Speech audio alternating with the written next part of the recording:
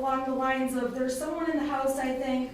Someone walked in the bathroom. I thought it was you. When I came out, no one was home. There's no one in the house, though. Dude, my door just slammed. Ethan is sending his mother a series of messages claiming there's someone in the house or there's something going on, correct? Correct. And in all fairness to Ethan, you don't know if there's somebody in his house, correct? I'm sorry, what's the question? You don't know if there really was somebody in his house, correct? I don't, correct. And you don't know also if there are phone calls between Jen and James or between Jen and Ethan at the time that these texts are being sent, correct? I believe we looked at that, and I don't believe there were any phone calls between them. The way you would look at the phone calls, though, would be looking from Jennifer's cell phone to Ethan's phone, correct? And reverse, yes. In reverse, but if Jennifer was to use the phone at her office, like on her desk, that would not appear. That would not appear in the search in terms of a call between her and Ethan, correct? On Ethan's phone, it would. Did you look to see if on Ethan's phone there were calls? Yes. And you didn't find any calls? I don't recall any, no. The time these messages are sent, the truth is we don't know if there was someone in the house or what was going on, correct? Correct. It's impossible for us to take 3 pages of text messages and understand the complete context. Objection to the form of the question, Your Honor. That's a decision for this court to make. I'm sustaining. Go ahead, you first, please. It's, whenever we're looking at text messages, the text messages don't say the context within which they were texted, correct?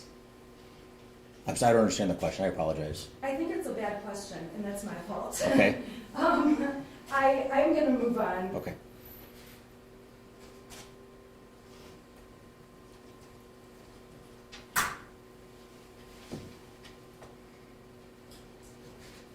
Exhibit 23 continues to be messages between Ethan and his mother.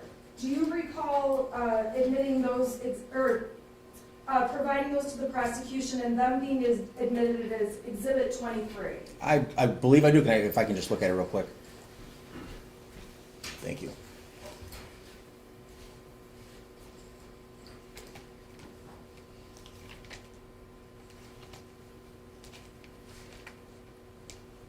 Okay, I remember these. Yes, ma'am.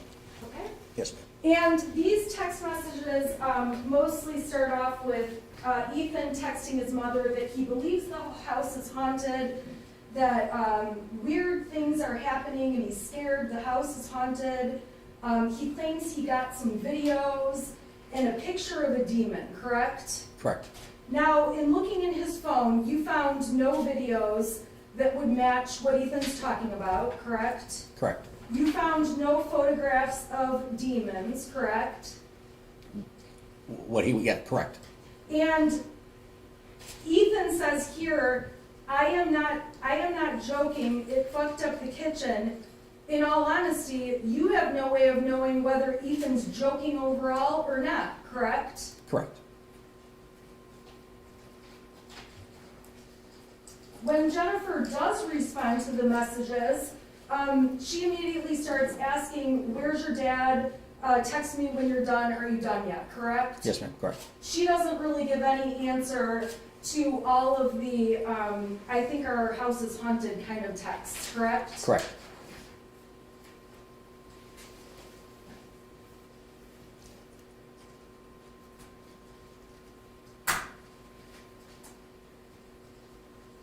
And when it comes down to what Ethan was texting, you never saw any evidence that bowls had been thrown and caused any damage, correct? Correct.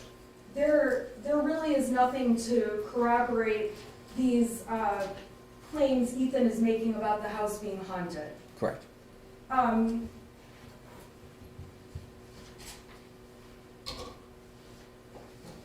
Exhibit 24, 25, 26, 27 were all photographs of horses, Jennifer with a horse, James with a horse, we can agree they like horses. Correct. And these horse photos were taken on one day when Ethan was trying to get a hold of his parents, is that correct? Yes, ma'am. And out at the farm, when James and Jennifer are on the horses, I'm sorry, I'll strike that. So the point of these exhibits was just to show there was some moments in time where Ethan could not get a hold of his parents. Is that a fair statement? Judge, again, I could object from the question. Sustain. The photographs that you provided are to show where Jennifer and James were when they were not with Ethan, correct? Correct. And they were taken at a time when Ethan was trying to get a hold of his mom and dad. Correct.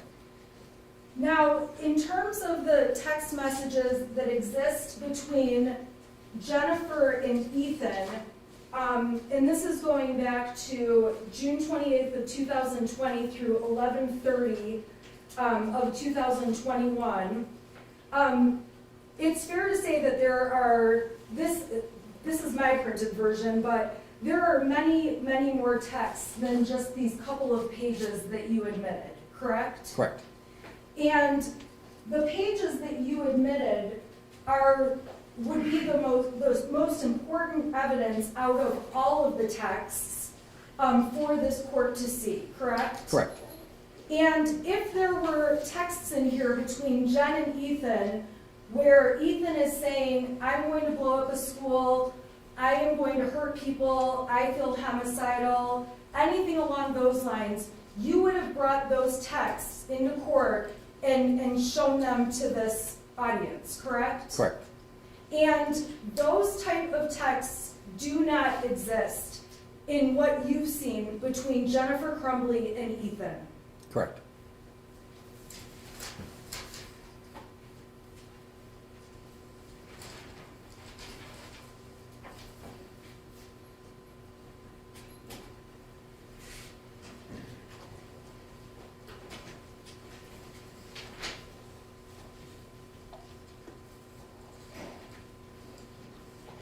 All right, turning to Exhibit 28, there was a conversation between James and Jennifer Crumbley that was admitted as People's Exhibit 28. Do you need to see those Please, yes, ma'am. exchanges? Yes, ma'am. Thank you.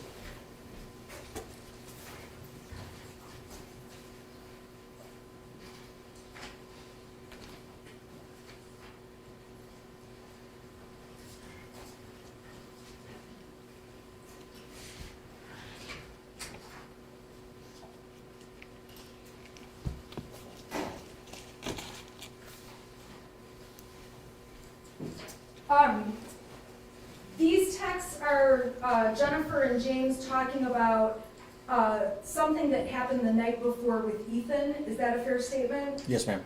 And they are talking about how is he doing and what he needs to do to get his stuff back, correct? Correct. In these text messages, the parents confirm he's just doing school, is he okay to work, things along those lines, correct? Correct. And in the end, the parents are just discussing what was possibly an argument the night before. Something that, I don't know if I can answer that question. Just again, I have to object to the form of the question, and again, this witness can't interpret the text messages that he has extracted. He can only verify that it came from the device that he came. I agree, and I'll ask the question a different way. This conversation between Jennifer and James does not say anything about thinking that their son is a danger to other people, correct? Correct. It does not say anything about thinking Ethan would hurt anyone. Correct. And again, when you look at all of the texts and messages between James and Jen, There is nothing like that in those messages. Correct. And if there was something like that in those messages, you would have brought it to the court's attention. Correct.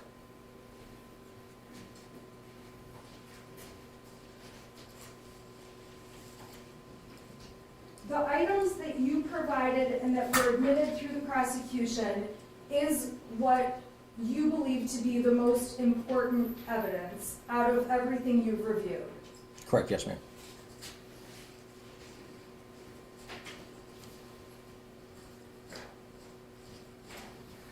Exhibit 29 were messages admitted between Ethan and a friend of his regarding voices and going to a doctor. Do you recall those messages? Yes, ma'am. Did you want to see those, or? Yes, please. Yes, please. I'm handing you Exhibit 29. Thank you.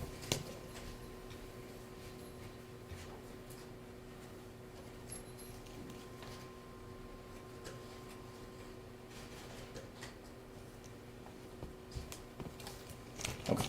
Okay? Yes, ma'am. And within these messages, Ethan is saying that he's going to ask his parents to go to the doctor tomorrow or Tuesday again, correct? Correct, yes, ma'am. Ethan states, "This time I am going to tell them about the voices." Correct. When Ethan says them, we have no way of knowing, it's not identified, if it was his parents or the doctor that Correct. he would tell about voices, correct? Correct, yes, ma'am. And when Ethan writes, "I only told them about the people I saw," again, we don't know who them is. Correct.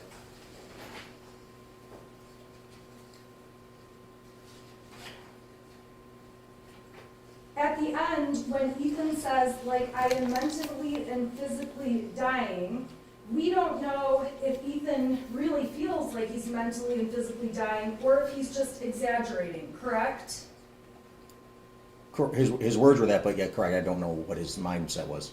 You don't know what his mindset was or the context of what was going on at the time he typed that, correct? Correct. And again, if you had seen messages saying things like, "I am going to shoot up the school, I am going to kill people, making plans for this," those are text messages that you would have brought in for this court, correct? Yes, ma'am. And this is the best evidence that you found that you think is relevant. This conversation about going to the doctors and telling them about various things. Correct, yes, ma'am. And we don't even know who them is. Correct.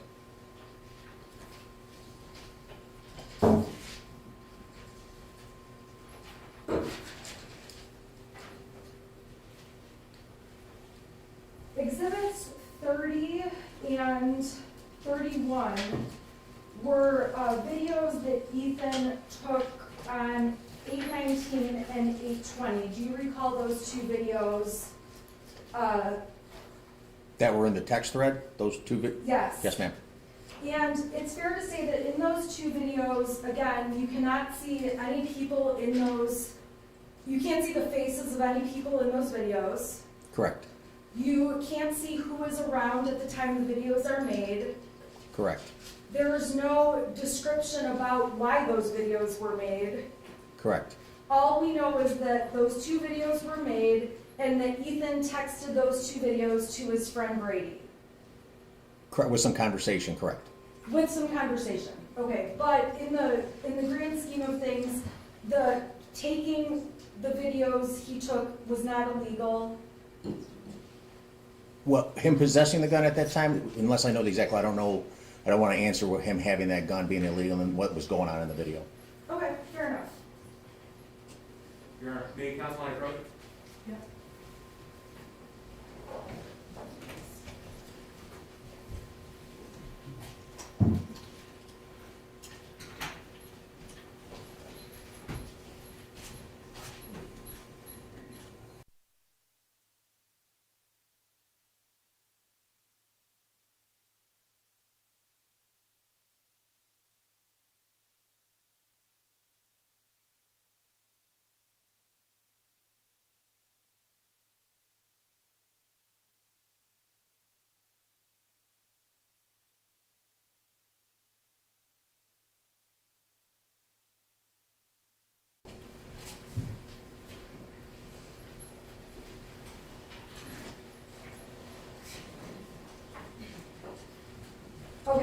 talked about those videos that he sent to a friend, and your testimony was that there was some conversation between him and the friend, and that conversation was admitted as Exhibit 32. Would you like to see Exhibit 32 so I can Yes, ma'am, answer please. some questions?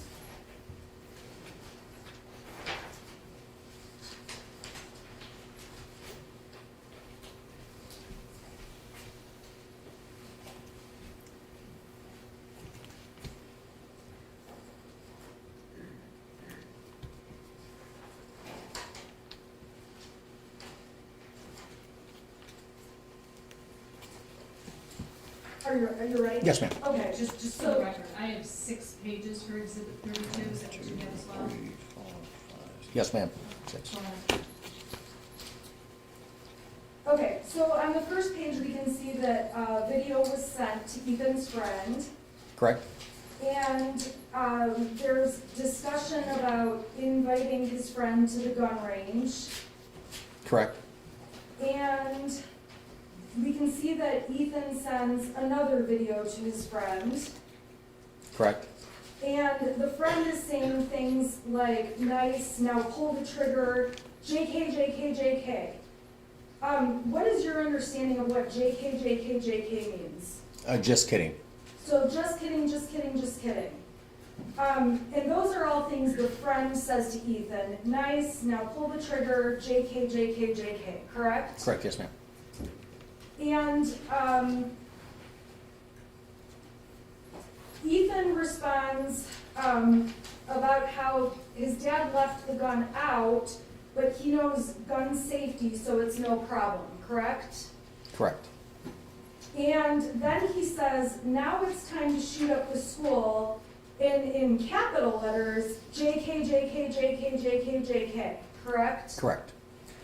So this conversation existed between Ethan and his friend, Correct.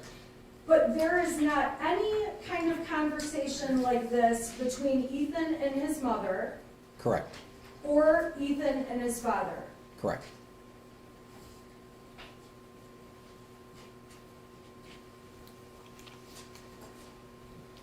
Now, the last time we were in court, the prosecution ended by asking you about some of the conversations that Ethan and Brady would have, and your testimony was that they talked about disturbing things, including the bird head, hurting another girl at school, and mentioned some of the other topics between Ethan and Brady. Do you recall that? Yes, ma'am.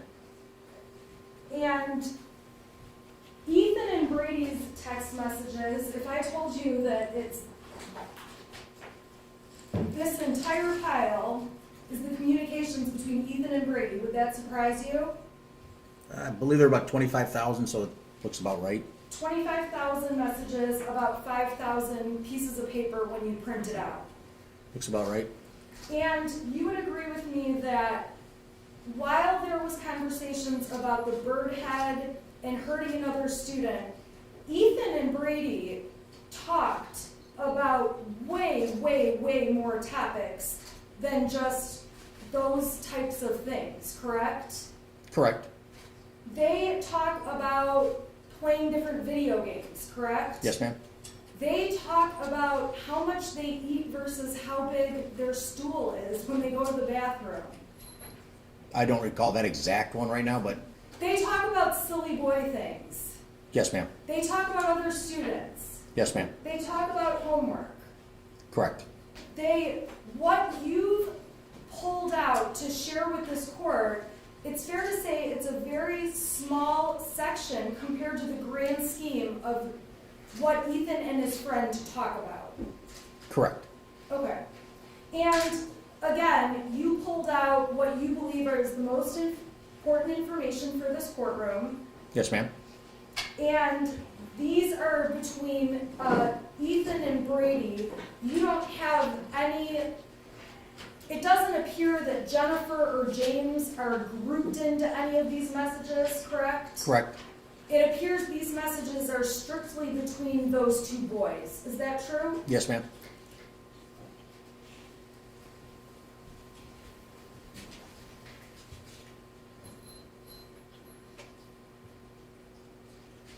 It's also fair to say that a topic Ethan talks about with Brady is hiding things from his parents, correct? Yes, ma'am. He talks about hiding the bird head and what he's doing with birds from his parents. Yes, ma'am. He talks about efforts he's making to wait until his parents leave the house so he can do things and not get caught, correct? Correct. There certainly is nothing in those texts that show my mom and dad know I'm cutting off the head of a bird and support me doing this, correct? Correct.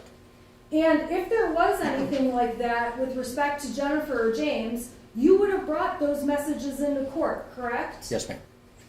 And in the grand scheme of all the messages between Ethan and Brady, there is nothing to indicate that Jennifer or James were told or were aware of a plan to commit a school shooting like what happened at Oxford High School on 11/30. Correct.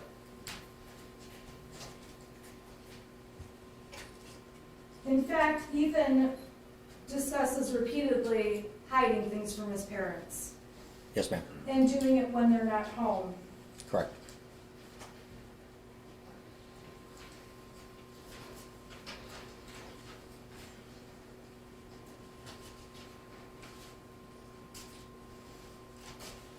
Your Honor, may I have just one moment to check in with my client?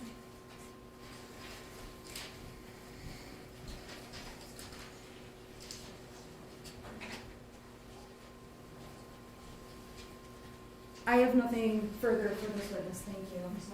Thank you, Your Honor.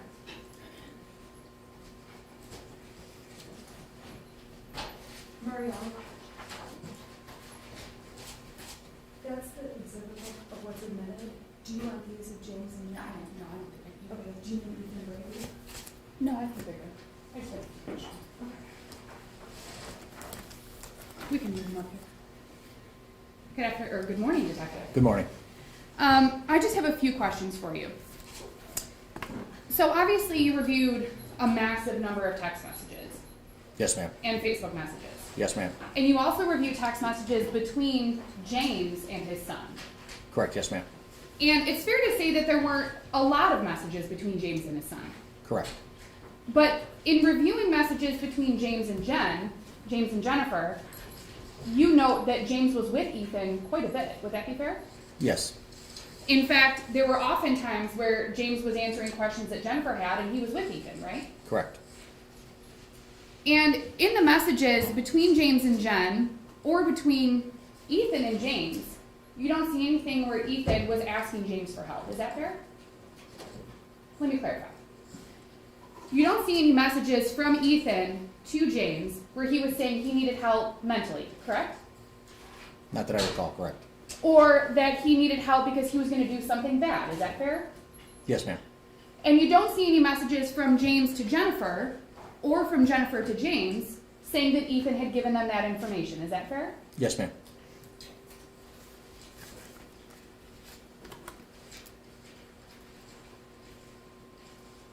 And staying with the messages, the 5,000 or 6,000 pages between Brady and Ethan, between the minor and Ethan, there's nothing that you recall seeing where Ethan indicated that he'd said anything to his parents. Is that fair? Yes, ma'am. If that had happened, if you had seen those messages, you would have advised the prosecution. Yes, ma'am.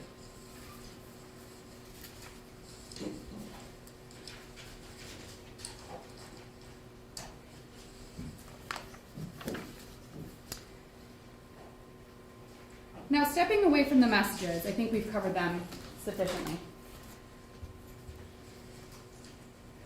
Also, while you were in court last time, there was a recording played. I believe it was, let's see which exhibit. Exhibit 5, which was a recording of James Crumbley calling 911. Yes, ma'am. Do you recall that? Yes, ma'am. And in the recording, James James called 911, is that fair? Yes, ma'am. Nobody called him. Correct. Okay. James voluntarily called 911 Yes. and reported that his handgun was missing Correct. and his ammunition, Correct. and that his son was a student at Oxford High School Correct. and he had some concerns. Correct. You also saw, and I said I was going to get to stay away from the text messages, but you also saw that James texted Ethan that morning. Is that fair? Yes. Correct. He texted him after getting a call about the math homework or the math test and the drawings. Correct. And he texted him when James suspected that something was happening at the school. Do you recall that text message? Yes. He checked in on him. Is that Correct. fair? Yes, ma'am. And that text message wasn't, Ethan, are you the shooter? Is that fair? Yes, ma'am. In fact, he just asked if something was happening at the school. Correct. He called Ethan. Do you recall Yes. that? And then he texted Ethan again. Correct. And he asked Ethan to call him. Correct. And then he called Ethan more. Correct. And then he called 911. Correct. And you created a timeline. I believe it was your timeline that was created of phone calls and messages and various things from November 30th of 2021. Part of that timeline is one of the exhibits. Can you tell me which one you're referring to? Yes, Exhibit 19, the call logs extract. Yeah, that's from the call logs. It's not from the timeline of the phone, but yes. Okay. But you reviewed various phone calls, incoming, outgoing, text messages, incoming, outgoing to James Crumbley's phone. Is that fair? Yes, ma'am. And do you recall also seeing phone calls and text messages with Sergeant Bryan from the sheriff's office? It wasn't labeled. There's an 858 number I recall seeing, which is phone numbers from the 38 East Sheriff's Office. I don't know what Sergeant Joe Bryan's phone number is, and it wasn't labeled his name. But you recall seeing phone calls from an 858 phone number? Yes, ma'am.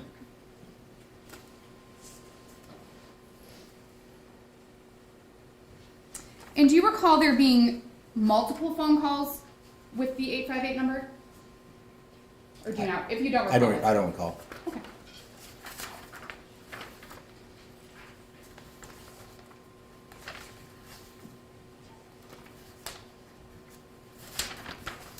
From what you remember in reviewing the phone calls, you didn't see anything that would indicate that James wasn't responding to any phone calls. Is that fair?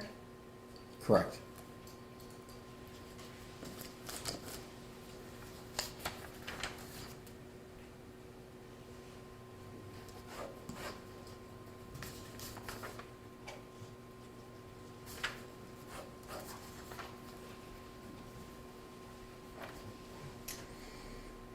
Now when you were testifying at our last hearing, you made specific mention that James Crumbley was the owner of the cell phones on the account. Is that correct? Correct, yes, ma'am. Now, it's fair to say that parents get cell phones for their kids all the time. Is that fair? Yes, ma'am. And they may say it's Johnny's cell phone, correct? Name it Johnny's cell phone? What do you mean? Or No, a parent may say it's Johnny's cell phone.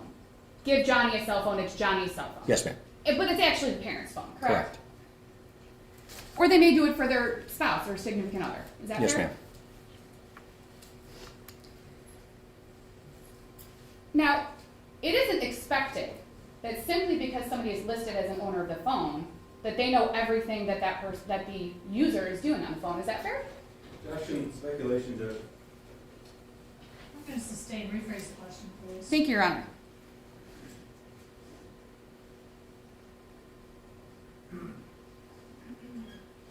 Let me ask it. You're not aware of any time where the listed owner of the phone has been responsible for what the user has done. Is that fair? Objection, Judge. In proper form. It is not relevant. Your Honor, as for relevance, I would argue that it is relevant. I don't know what we're really as to relevance. Go ahead, you can answer the question if you can. Can I have the question again, please? Sure. You're not aware of any times that the listed owner of a cell phone has been held responsible for what the user of the phone has done with the phone. Judge, objection, I'm sorry. It's It's an improper form of question. It's a compound question. It calls for a legal conclusion, and it's overly broad. Your Honor, She's asking him what he knows at this point in time. I'm overruling the objection. Go ahead and answer the question. Now, just for clarification, are you referring to James and Ethan's phones? Like, is he responsible to look at his phone, or, I'm sorry, I don't understand the question completely. fine. I wanna, let's take it step by step. okay. Somebody goes to a cell phone store and purchases cell phones. Yes, correct. Correct. And they purchase the cell phones in their own name, correct? Yep. And then they can distribute the cell phones to whom they choose. Is that fair? Yes, ma'am. Okay. And they can give those cell phones to their children Correct. or their significant other Correct. or a stranger on the street. Sure. Sure. My question is, you're not aware of a time that the person who purchased those phones in their name would be responsible for what the other people that they gave the phones to did on those phones. I would have to say depend on who the people are they gave the phone to. If it's a juvenile, I would say yes. You're not aware of a time where the owner has been held responsible for what the juvenile did on the phone. Is that fair? Fair, yes, ma'am. Thank you.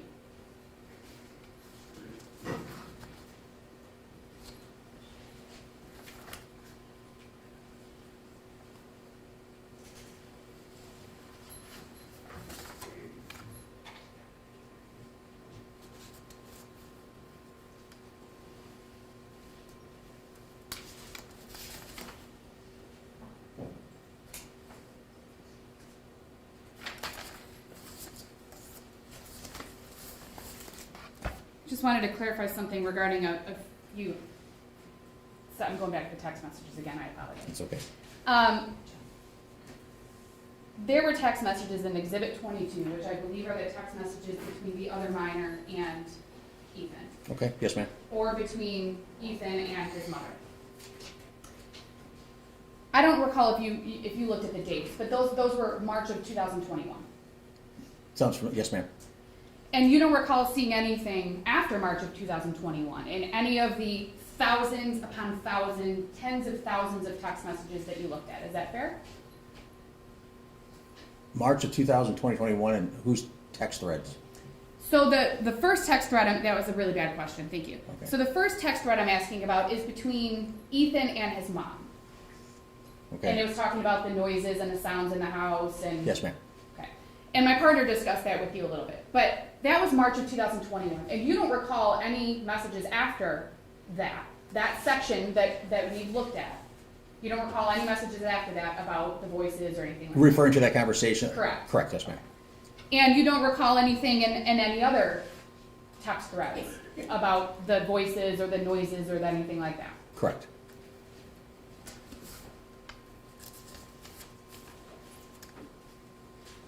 And just one point of clarification, Exhibit 32, which is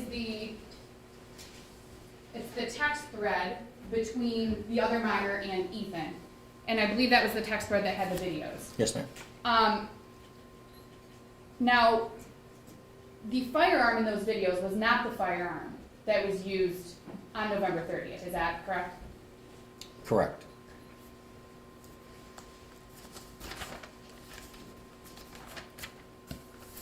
One moment, Your Honor.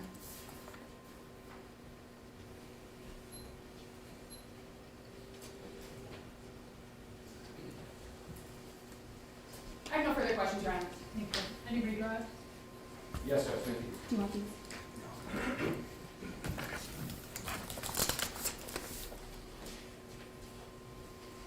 Detective, it's fair to say, isn't it, that the evidence that we've admitted in this preliminary examination, not a trial, but preliminary examination, is a snapshot of the digital evidence you reviewed on these phones? Correct, yes, sir. Okay.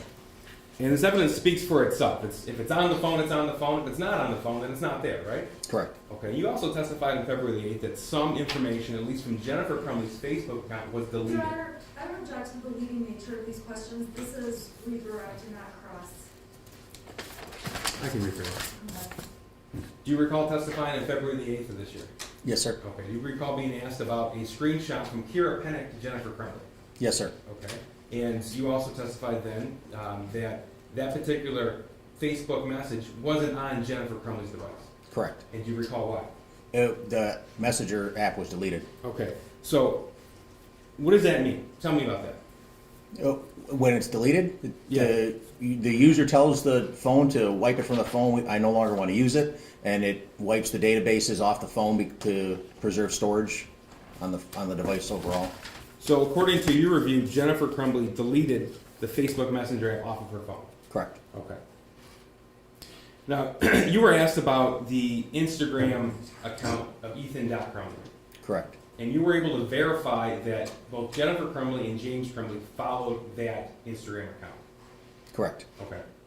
On February the 8th, you were asked about who posted and who didn't post, if you can verify that on the Ethan.Crumbley account. Do you recall that? Yes, sir. Did you do some research in that regard? Yes, sir. Tell us about that, please. So the pictures that were there all had an uploaded IP address, and I did it again just last night. There were a total of 8 of them, IP addresses. And you can go, there's a website that tells you who actually owns that IP address. Not the particular person, not Ed Wagrowski, but Comcast or Verizon or T-Mobile. And 7 of the 8 IP addresses were owned by T-Mobile, which is the phone carrier that the Crumbleys had. And then the 8th one was owned by Charter Communications, which was the internet service provider. So does that give you a little bit of a degree of certainty as to where those photographs came from? Yes, sir. Okay, and tell me why. Because again, that's the T-Mobile, the IPs that are owned by T-Mobile is a phone carrier that they use, that all 3 of them used, and Charter Communications is the internet service provider in that area. Okay. You were just asked about Exhibit 18, which is the portion of the Facebook Messenger thread between Jennifer and James Crumbley from November the 30th of 2021. Correct? Okay. Yep. Now, there are no other Facebook messages between the two of them on November the 30th of 21. Is that right? Correct. So you didn't take some out and leave some in. Is that right? No, sir. Correct. Okay. And those are all the messages from that particular date between those two. Yes, sir. Okay. You were also asked about phone calls between Ethan Crumbley or potential phone calls between Ethan Crumbley and these 2 defendants on March the 9th, 17th, and 20th. Correct. So I'm going to refer you to those exhibits.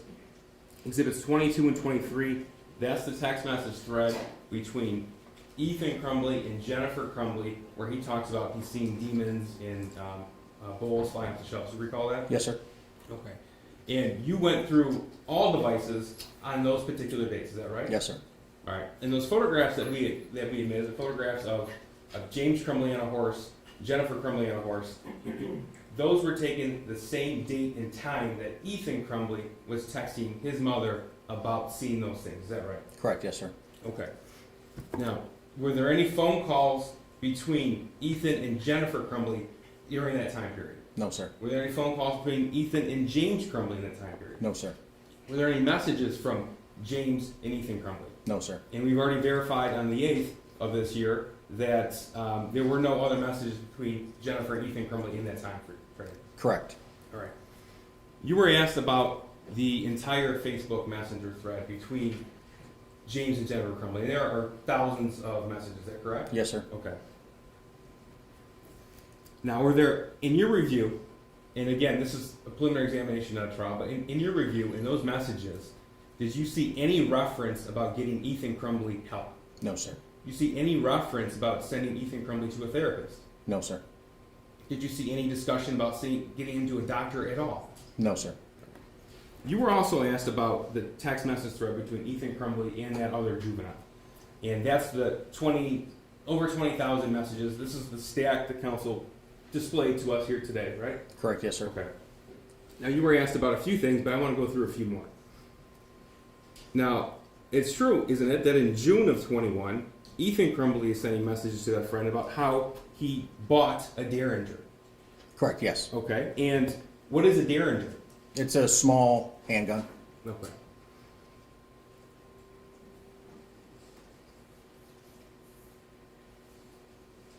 And he sent messages to that other individual. Again, we talked about the video that he sent holding the 22 Kel-Tec. Is that right? Yes, sir. And you've already testified that James Crumbley did own 22 Kel-Tec. Yes, sir. Okay. And that had context to that video, that photograph, and said, "Look what my dad left out." You've already testified to that. Yes, sir. Okay. And in June of 21, Ethan writes, the thing is, I had over $1,000 before the Derringer, but now I only have like 900 or 800. You recall that text message? Yes, sir. And there's a lot of discussion between Ethan and other juvenile about wanting guns and buying guns. Is that right? Correct. Okay. And there's also a fair amount of discussion, in fact, quite a bit of discussion between those two individuals about his mental state. Would that be fair? Yes, sir. So you were asked about, I think counsel said, is it fair to say that Ethan Crumbley talked about hiding things from his parents? You recall being asked that question? Yes, sir. Okay. And specifically their text that Ethan Crumbley sends that other juvenile that he is, quote unquote, fucked up. Correct. Okay. And he talks about his dark side. Yes. Is that one or two text messages, or are there many text messages like that? I believe there were many. And does he also talk to that other juvenile about trying to bring things up to his parents? Yes. April the 5th, isn't it true that Ethan Crumbley writes, now my mom thinks I take drugs, and right after that, like she thinks the reason why I'm so mad and sad all the time because I take drugs and she doesn't worry about my mental health? Do you recall that? Yes, sir. And then he writes, they make me feel like I'm the problem. Correct. And that's the same text conversation, is that right? Yes, sir. And he also writes, my mom makes everyone feel like a piece of shit. Yes, sir. And Ethan many times says that he is hallucinating. Is that right? Correct. And in fact, he says, like I hear people talking to me and see someone in the distance. Correct. He says, I actually asked my dad to take to the doctor yesterday, but he just gave me some pills and told me to quote unquote suck it up. Yes, sir. Then he wrote, like it's at the point that I'm asking to go to the doctor. You remember seeing that? Yes, sir. And then seeing, my mom laughed when I told her. Yes, sir. And in that same conversation, Ethan's describing a, quote, in his words, quote unquote, breakdown to his friend. Is that right? Yes, sir. And he writes, that's what happened when I broke down. I started sobbing in the shower and then laughing my ass off. Mental breakdown is what it's called. Said I should see a doctor if I have one.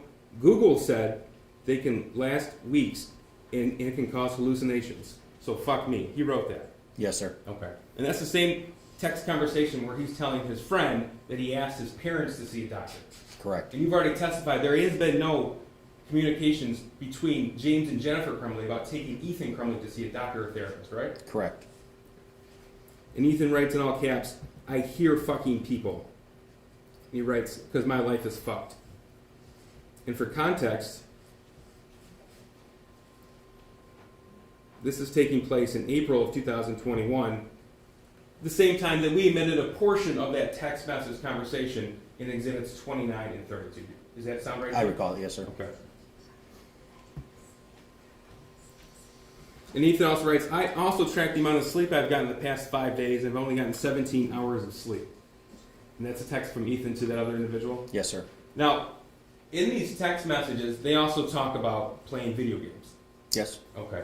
And are you able to get a general idea of how often and what hours of the day or night that Ethan and his friend are playing video games?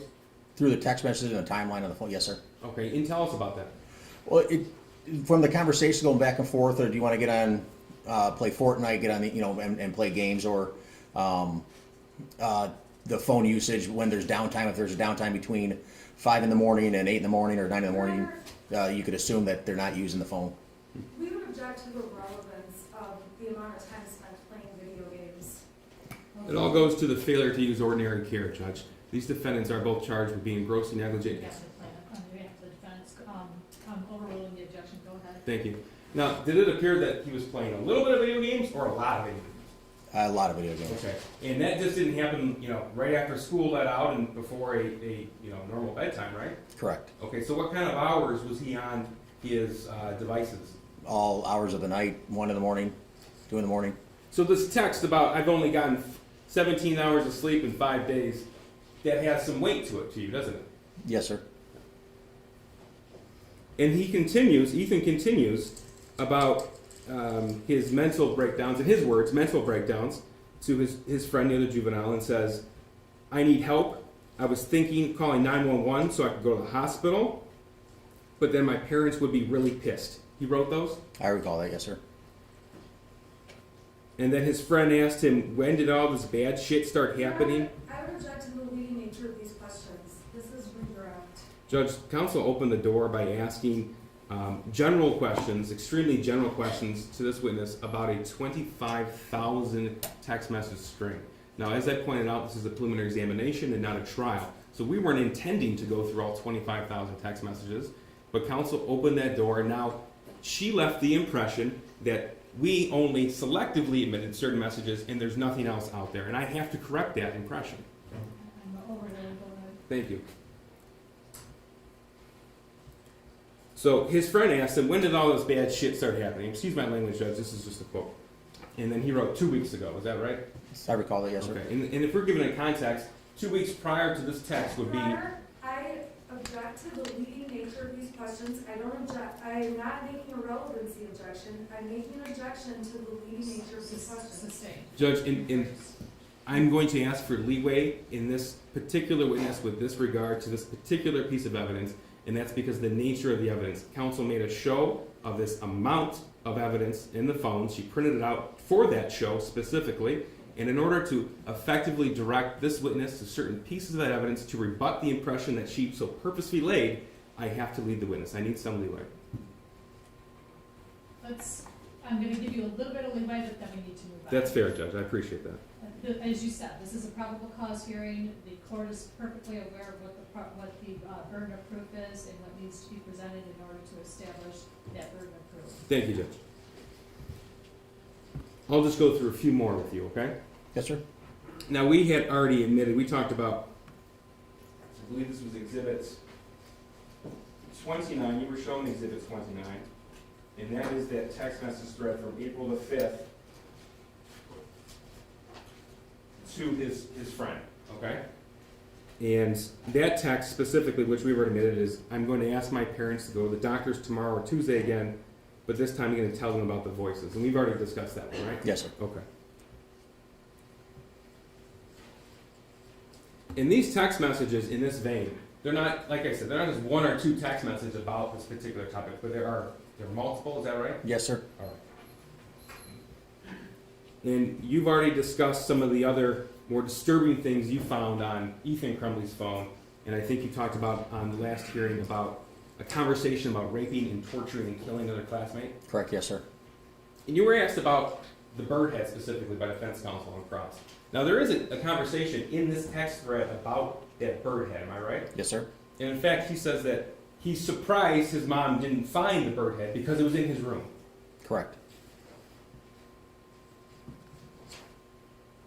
Now these texts about his quote-unquote mental breakdown continue not just on March or April 21, but throughout the text thread when it ends abruptly at the end of October of 21.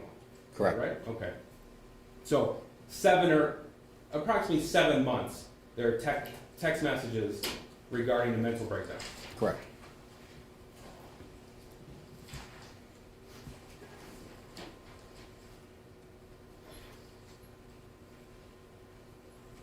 In fact, regarding the bird head specifically, on October the 11th of 21, there's a text message thread between Ethan Crumbley and that friend where he says, "Holy shit, my mom legit almost found the bird head. She pulled away the sheet covering it and was fully exposed, but IDK," meaning that I don't know. I don't know. I don't know how the fuck she didn't see it. My dad was even in there. Jesus Christ, my heart is pounding right now. And that's in October the 11th of 21, is that right? Yes, sir, I recall that. Now, you're aware that a bird head was recovered from the Oxford High School, one of the bathrooms of the Oxford High School, is that right? Yes, sir. Okay. And that was recovered on November 11th of 21. Correct. So that was 1 full month after Ethan Crumbley's writing about his parents almost found it in his room. Correct. So you were also asked about the 293-page text thread between Ethan Crumbley and Jennifer Crumbley. Yes, sir. Okay. And during the exam on February the 8th, we admitted certain portions of that text thread. Correct. And just so everybody's clear, the portions that were omitted did not remove certain text messages. That's a true and accurate depiction of that text message conversation from the dates that we omitted. Is that right? Correct, yes, sir. All right. Counsel asked you, made a point about a text from Jennifer Crumbley to Ethan Crumbley where it said, "I love you." Do you recall being asked that question? Yes, sir. Now, when you go through a Celebrate reader report and you export it to a PDF file, are you able to search for certain words? Yes, sir. Do you have the opportunity to search for the word love? Yes, sir. How many times does the word love pop up? Objection. This is so irrelevant. Sustained. Because they brought it up.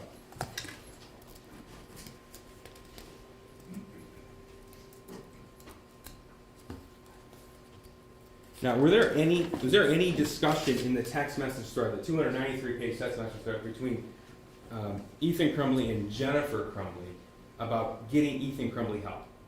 Not that I recall, no. Okay, so we already talked about the Facebook Messenger thread between these two defendants, but specifically between Ethan and Jennifer Crumbley, anything in there? No, sir. Or what about anything in the text message thread between Ethan Crumbley and James Crumbley? No, sir.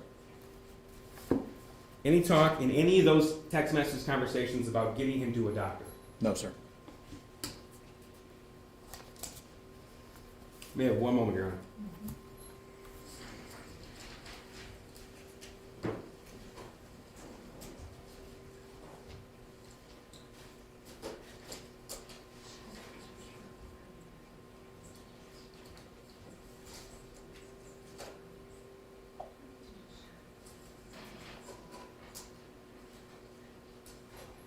Nothing further. Thank you, Judge.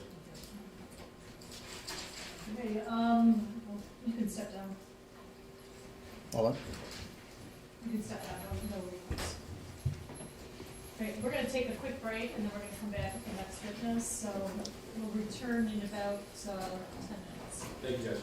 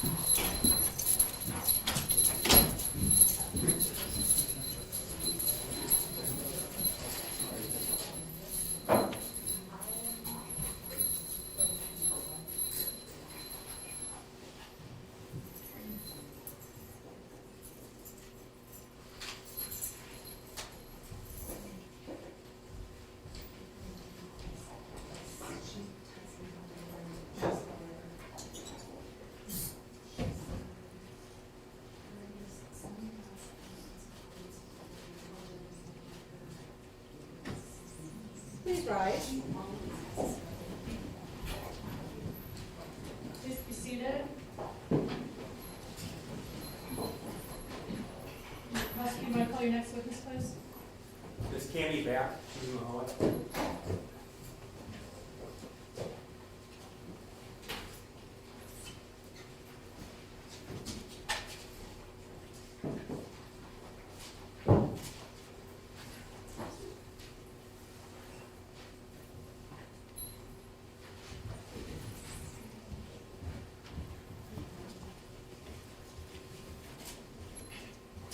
Okay, please raise your right hand for me.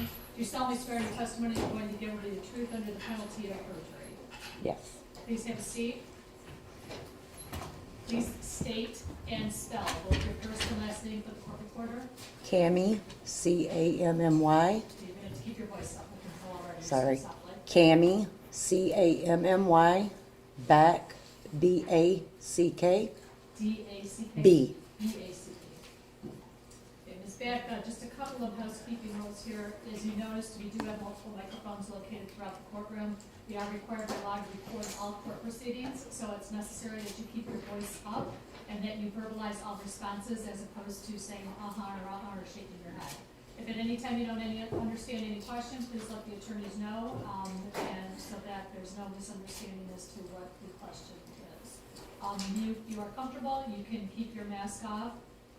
We do have the partitions here throughout the courtroom. It's up to you, okay? Okay, If thank you. you. Leave your mask on, I do need you to speak up loudly. Okay, thank you. May I, Judge? Thank you. Now, Ms. Back, I want you to pretend like I'm at the very back of the courtroom here, so you can keep your voice really loud for us, okay? Okay. All right. Now, is it fair to say that you work at a business that sells firearms and ammunition? Yes. Okay. And how long have you worked there? A year and 3 months. And what's your job title or responsibilities there? Office manager? Okay. Now, do you also occasionally conduct the sales of firearms and ammunition yourself? Yes. And how many firearm sales have you been a part of in your time there? Can't say Is it more than 10? yes. Okay. Is it more than 20? Yes. Okay. So this is it's just a regular course of business. Would that be right? Yes. Okay. Now, is there a process when somebody buys a handgun? Yes. Tell me what that process is. We have to take their driver's license, make copies. We have to give the customer the 4473 form. They fill it out, and I do the next check on them. Okay, let me stop you real quick. What's the 4473? It's the information of the customer, Okay. just their address, date of birth, the questions on the form they have to answer. Okay. And you said a NICS form? The next check. NICS check? What's on, that? On the computer, we run it through the ATF or Okay. FBI. And then, Okay, so you're going to have to assume that we don't know as much as you do. Oh, okay, I'm sorry. So when you're saying you're doing a mixed check, what specifically are you doing? Running the form electronically. Or Is the that- form, the 4473? Yes, ma'am. is that like a background check? Yes. Okay. And then is there a trigger lock statement given as well? Yes. And what's that? The trigger lock statement. Right. It's stating that the gun that is purchased is cut. We're giving the lock to them. Okay. Now, when your store sells a firearm, specifically a handgun, do you also give a ATF Youth Handgun Safety Act notice? Yes. Is that in the form of a pamphlet? Yes. May I approach the witness, Judge? Yes. This is People's Proposed 79. Ms. Back, what have I just handed you? The youth handgun safety guide. Okay, and is that what is given to every purchaser of a handgun? Yes. Okay. People move to omit 79. Any objection? No objection, Your Honor. To be admitted? Now, I'm going to direct your attention to the screen over here to your right. Now, this is a photograph. Actually, it's from your store, and it's the same color, same size, same material given on every single time. Is that right? Yes. Okay, and this is 33 for the record. I believe we have a stipulation. It's 33. The photograph is 33, yes. Is that correct? You stipulated to that? Correct, Your Honor. Now, does the store that you work at have notices posted throughout the store? Yes. What sort of notices? The youth handgun safety and the, don't lie to buy. Okay, I I'm believe gonna, it- again, direct your attention to the screen here, and Judge, we have a stipulation, this is 34, and this is a photograph. Is this photograph, of the notice posted at your store? Yes, And this is the don't lie for the other guy? yes. And where is this posted? Behind the register, Okay, so if a purchaser were to purchase a firearm, it'd be in their line of sight? yes, And you said the youth safety notice not just is given, but it's also posted? yes. And this is exhibits 35, and we do have a stipulation in exhibit 35, Your Honor. Counsel? Yes, Your Honor. And that's also posted where? Behind our register, Okay. When a firearm is purchased, do you keep a sales receipt? yes, This is exhibit 36, and I believe we also have a stipulation of 36. Counsel? Correct, Your Honor. And do you recognize this? yes, I do. Okay, and how do you recognize this? My handwriting, And this is a sales receipt from the date of November the 26th, 2021, to James Robert Crumbley, his address, and his information he provided, and what was sold to James Robert Crumbley on that date. a pistol, 6-hour pistol. Okay. And that SP2022, what's that? That is the model of, The model number? yes, Okay. And this is a 9mm handgun, am I right? yes, Okay. And when you sell a pistol, specifically this particular pistol, do you just hand over the handgun itself, or does it come in some kind of case? it comes in a case. Okay, describe the case for me. It would be a black case, well, a gray colored case. Okay. With the pistol and the extra clips, if the gun has extra clips, the lock, When you say clips, you mean magazine? yes. Okay. So there's the pistol itself, and you said the lock. What kind of lock? Cable lock. Cable lock. What is that? It is a lock that locks the pistol, goes through the trigger. Okay. And is it your store's policy to turn over a trigger lock or a cable lock with every single handgun purchase? Yes, And was one given to James Robert Crumbley Yes. on November the 26th? yes, Okay. And we've said his name. Do you recall making the actual transaction? I do. Do you see that person who identified himself as James Robert Crumbley to you on November the 26th of last year? Yes. Can you please point to him, describe something he's wearing today? Gentleman in the orange jumpsuit. Your Honor, will the record reflect identification of defendant James Crumbley? Any objection? No objection, Your Honor. So noted. Okay. Had you seen him in the store before on November 26th? Prior to November the 20th? Correct, thank you. Yes. Okay. On November the 26th, tell me how the purchase happened. We were kind of busy. I stepped out of my office to help my counter guy. There was a gentleman, between the gentleman my counter guy was helping and James Crumbley. I approached the older gentleman first and he said, go ahead and help James Crumbley. Went over, asked him what I could help him with, and he pointed to the 6-hour pistol, and I said, oh, would you like to see it? And he said, no, I would like to purchase it. I've had my eye on it for a few days. And I said, oh, and which I recognized Mr. Crumbley because he's made multiple purchases from us before.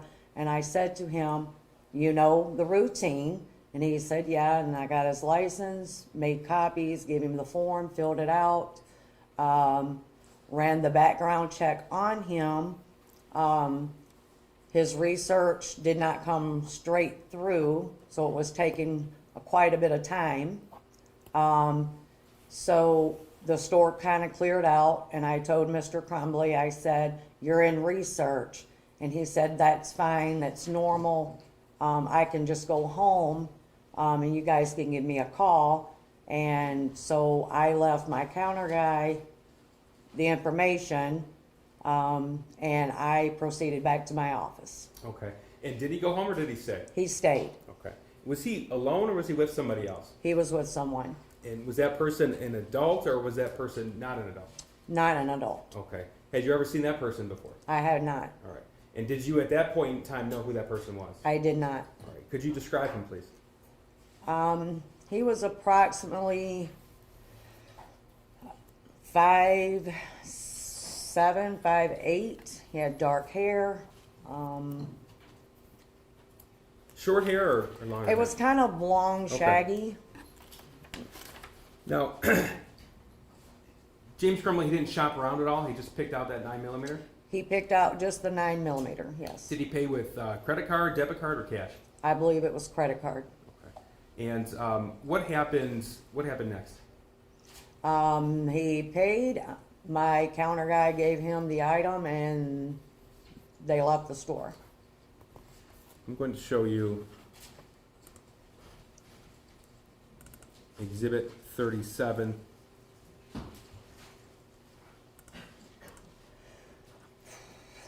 Now, you referenced the 4473. Is that also known as the firearms transaction record? Yes, Okay. And it has the defendant's, well, it's hard to see on that picture here. It has James Robert Crumbley's information on there. Mm-hmm. And it also has notification on here. One of the boxes that he fills out is that he is acknowledging that it is illegal to buy a gun for somebody else. yes. Is that right? Yes, Okay. And he acknowledged that as well. yes, All right. And that's the effect of the notices posted throughout the store. Am I right? yes. This is Exhibit 37. We have a stipulation to that, Judge. Move to admit. Any objection? No objection, Your Honor. Be admitted. Now, you have testified that a trigger lock statement is given as well.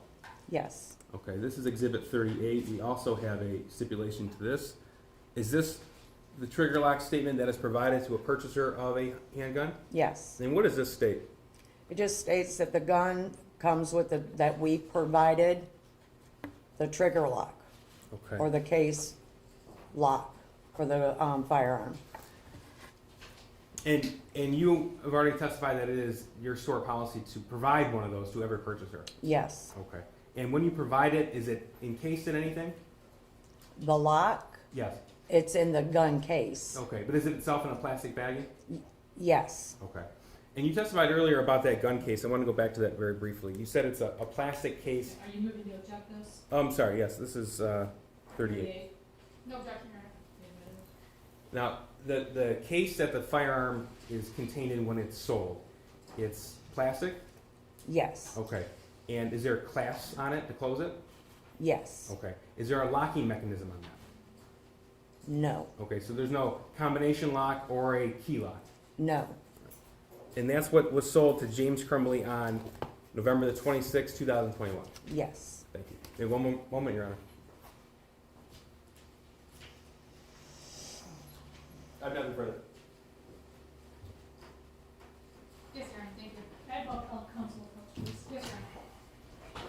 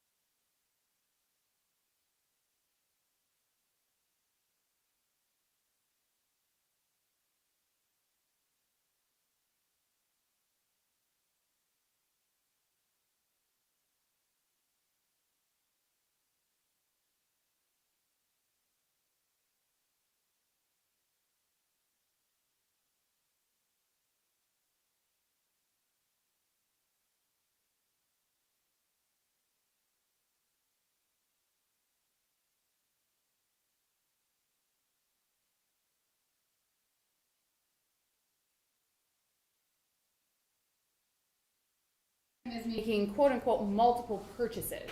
Yes, And it's fair to say that he had 2 prior firearms purchases. Is that fair? yes. Okay. And they were approximately over a period of 5 months. Unsure. Okay. It wasn't the day before, right? No, The week before? No. Okay. So it was over some time. yes.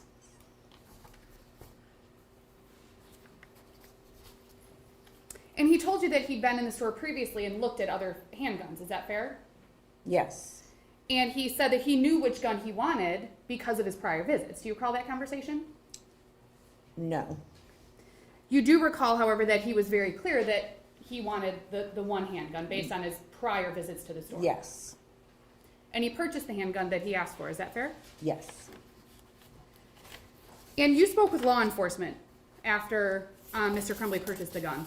After November 30th of 2021. Law enforcement as of, The ATF, the Yes. police, somebody. Okay. yes. And you recall telling them that you didn't have any reason to believe that Mr. Crumbley was purchasing that firearm for anybody else. Is that fair? Yes. There were no statements made that he was purchasing it for somebody else, right? No. The individual he was standing with didn't say, that's the one I want, right? No. He didn't say, this is the one you want, right? Correct. In fact, had those things occurred, you couldn't have sold the firearm. Is that fair? Yes.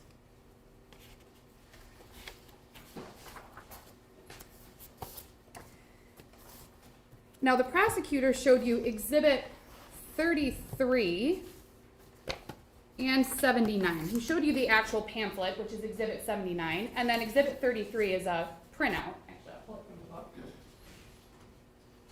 It's a copy of the Youth ATF Handgun Notice. Youth Handgun Safety Act Notice. Yes. And you're familiar with this, correct? Yes. And you're familiar with firearms laws? Yes.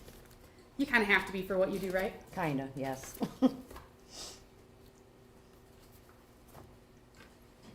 So you know that in this notice, it says that it's unlawful for a minor to possess a handgun overall. Is that fair? Correct. But there are exceptions, correct? No.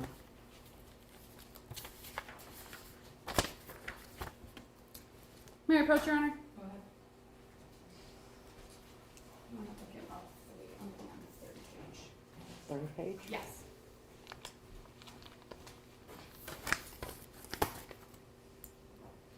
If you want to look at page 3 of Exhibit 33,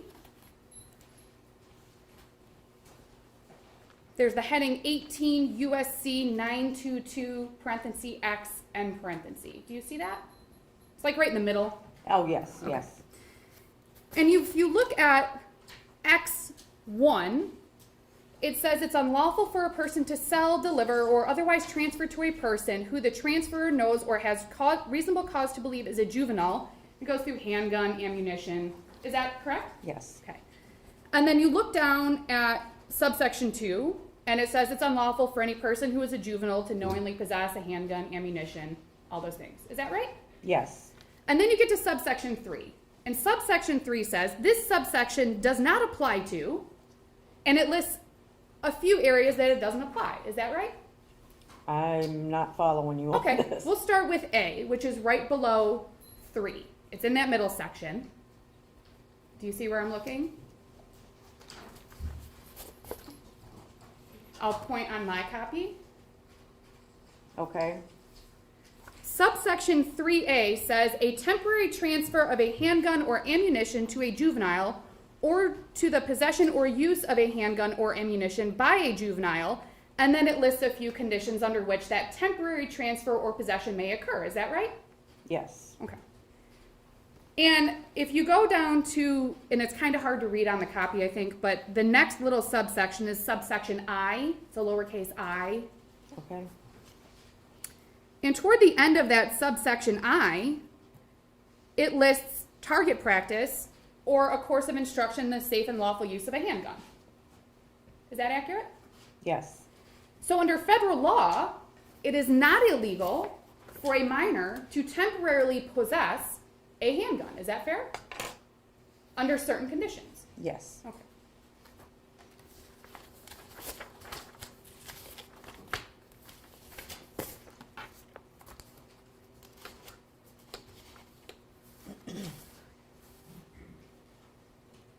And parents come in and buy firearms for their children. Is that fair to say? No.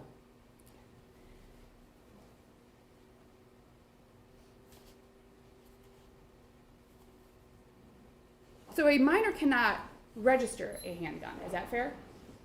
Yes. Okay. And to your knowledge, Mr. Crumbley did not transfer title or possession to that handgun to a minor. Is that fair? It's speculation, Judge. You can only testify to the actual transaction on November the 26th. I asked to her knowledge. She can testify as to what her knowledge is. Go ahead. I'm sorry. To your knowledge, Mr. Crumbley did not transfer possession or registration of that handgun to a minor. Is that fair? As far as you're aware. No.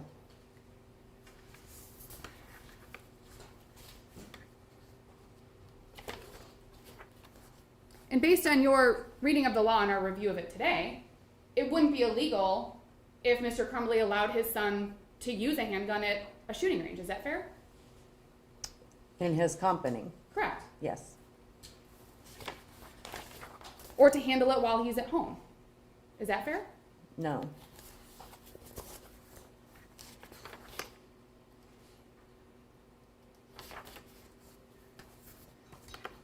I'm assuming you're also familiar with Michigan laws as they relate to handguns, Not all, no. just mostly federal. Some. It was going to be specifically that Michigan laws are similar to federal laws as they relate to temporary possession for under certain conditions. But you're saying you don't know about that? No, that's not what I'm saying. So when the prosecutor shows you Exhibit 34, Exhibit 33, and Exhibit 35, about not buying a gun for anybody else, not transferring possession to anybody else, not giving handguns to minors, so long as a minor has a handgun or uses a handgun within the conditions prescribed by federal law, it's not illegal, is it?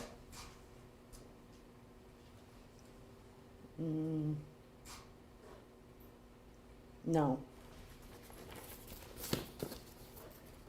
And again, to your knowledge, you're not aware of any time that James Crumbley allowed his son or a minor to use his handgun without his supervision. Correct. To your knowledge, correct? Right.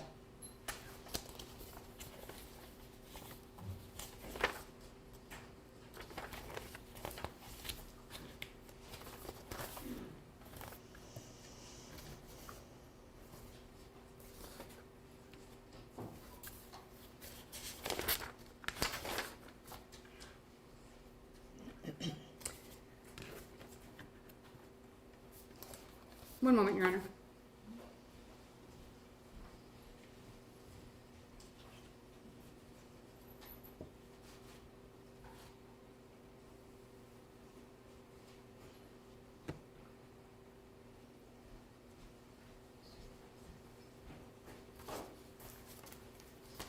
And I had one other question regarding, it might be a few questions, regarding this trigger lock statement that the prosecutor showed you.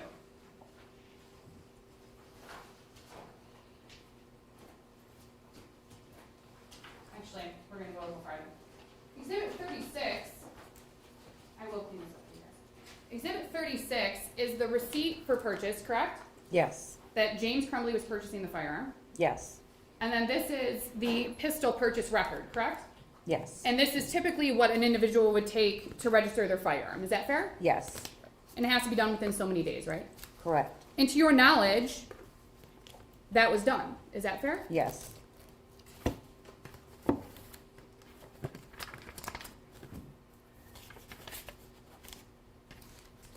And then the trigger lock statement.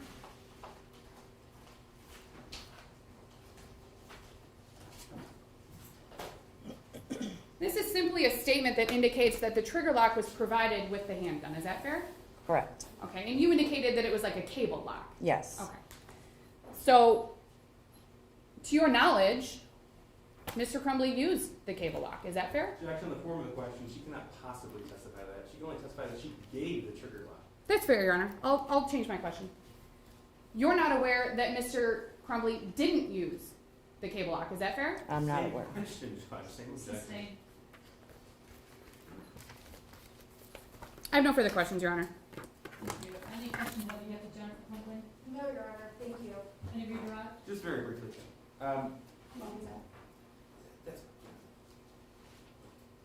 Ms. Back, as a federally licensed firearms dealer, you follow all the regulations from the ATF and other laws, is that correct? Yes, So and you can only testify to what actually occurred on November the 26th, 2021, right? yes. That's your entire involvement with this case? Yes. Okay. So had James Crumbley walked in and said, hey, Ethan, is this the 9mm that you want? You wouldn't have sold it, right? No, Okay. Just nothing else. Great, you may step down. thank you. Ask you to play next witness. Ron, can you call Shawn Hopkins to the stand? Any reason why this witness can be excused? No, Your Honor. No.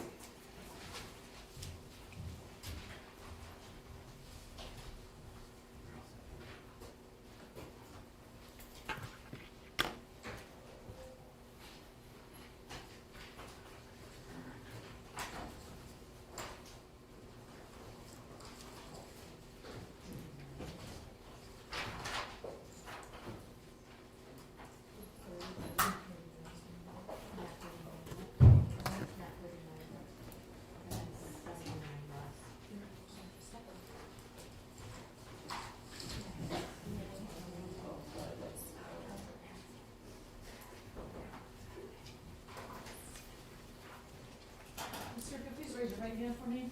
Do you solemnly swear any testimony you're going to give will be the truth under the penalty of perjury? Absolutely, I do. If you please have a seat, I'm going to ask you to state and spell both your first and last name for the court recorder, please. Would you like me to take my mask off? If you feel comfortable, you can take your mask off. My name is Shawn Hopkins, ShawnHopkins. Okay, you notice there's a few microphones sitting there. I'm going to ask you to make sure you keep your voice up and that you speak loudly and clearly because we are, in addition to amplifying your voice, we are required to record all court proceedings. You will be required to respond verbally to any question. A shake of the head or or are not acceptable, okay? Understood. Okay, thank you. If you can, you could just scoot up a little bit closer to those mics. May I proceed? Good afternoon, Mr. Hopkins. Good afternoon. If I ask you a question you don't understand, just let me know, or if you'd like me to repeat it, just let me know. Okay. Okay, can you tell the court what your occupation is? I am a counselor And where do you work? at Oxford High School How long have you worked at Oxford High School? since 2015. Can you tell the court what you did prior to that? I was a youth pastor. And how long did you serve as a youth pastor? I was hired in 2009. And can you tell the court about your education? I have a master's in counseling through Oakland University. I graduated in 2015. I have an undergrad from Spring Arbor University 2009, major in youth ministry, minor in psychology. Okay, so you started at Oxford High School, and your current role right now is counselor. Correct.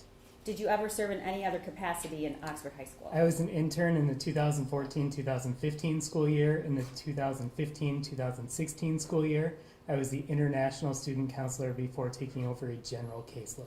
Okay, when you say a general caseload, what does that include? What are your duties? I have averaged 400 students. I work with them on transitioning into high school, post-secondary transition, scheduling, social emotional well-being. It's a myriad of different roles. Okay, when you say scheduling, what does that include? As far as helping students with their classes that they are in, helping them pick appropriate classes based on their skill set, helping them pick classes that are going to help them in their career after high school. And is that done every year or twice a year? That is done once per year. Okay, and you said you had 400 students on your caseload? I have averaged 400 students during my time there, yes. How many students are there at Oxford High School? There is approximately 1,800 students within the building. And how many counselors that do what you do? We have 4 counselors that have a general caseload, 1 counselor that has an early college caseload. Okay. I'm sorry, because what? I didn't hear what you said. We have 4 counselors with a general caseload. We have 1 counselor who has students who are in the early college program. You said you had an average of 400. Correct. Does that allow you to actually meet every student on your caseload? The one time I generally get to meet every student is during counseling. If all I were to do is meet with students, I would have approximately 2.5 hours per student per year. in addition, though, to the scheduling aspect, what else are you doing on a day-to-day basis? Quite a few things. We have general meetings that we have to do. We have general check-ins. This year, there's been times we've covered class periods with COVID and What does that mean, you covered class periods? where we've actually checked in and given time, like during an advisory lesson or something like that, where we're in front of a classroom of students. We do educational development plans with students where we are in the classroom with a large group. We have presentations that we do for parents. We have professional development that we need to attend. Okay, what circumstances generally give rise to you getting involved with a student that has nothing to do with scheduling, but might be from a teacher or somebody else? Generally, it's a concern for a student's social emotional well-being. That there's some concern about a student not being well, or that we have a concern that a student might need some additional support that would be beyond the classroom environment. And do you have anything to do with discipline? I do not. Okay. Can you tell the court what last year looked like for your role as a counselor and the high school? Last year was difficult. We at Oxford started in person, but we were virtual for about 7 weeks during the school year, and student attendance was sporadic. Anytime a student was either COVID positive or was in close proximity to somebody who was COVID positive, they were quarantined. So it was not a typical school year of what we would have seen previously. It was an adjustment for the staff. It was an adjustment for the students. It was incredibly difficult. And this year, before November 30th, what did the school year, was it more normal, or was it back to what you would consider normal? I don't really know what normal would look like at this point from that, but I would say that we were in person with more regularity. We only had 2 days we were virtual. They were the 2 days before Thanksgiving, but student attendance was still low in general. We still had students missing school at a higher rate than we had previously seen. Okay. Mr. Hopkins, do you know an individual by the name of Ethan Crumbley? Yes. And when did you first meet him? He became on my caseload in the fall of 2020. The only memory I have of meeting him during his freshman year would have been when we did scheduling, and I do not remember that meeting specifically because we did them via Zoom. So I had approximately 3 grades worth of Zoom meetings with students in a 3-week period. So you meet with all 400 students to schedule every year? Aside from seniors, yes. Okay. When was the next time after freshman year that you had any interaction with this student? The only interaction I had previous to November 29th was I had received an email from a teacher that he seemed sad. Which teacher was that? Diana McConnell, his Spanish teacher. And do you remember approximately what? It would have been Month early that was. November. And I had just what I would call a check-in. I waited for him outside of a classroom and said, hey, I heard you might be having a rough time. I'm here for you if you need to talk. And what did he say? He just looked at me, said, okay, and did not follow up with anything. When was the next time you had any interaction with him? The morning of November 29th. And can you tell the court what that was? There was an email sent to our Dean of Students and a Restorative Practices Coordinator that was then forwarded to me from an English teacher stating that the student had been looking at bullets on his phone in class. So, Go ahead. so the student was called down to the office by a Restorative Practices Coordinator who then called me to ask me to be in the meeting as social emotional support for the student. And did you do that? I did. And do you know approximately what time that was? It was approximately 9 in the morning on the 29th. Okay.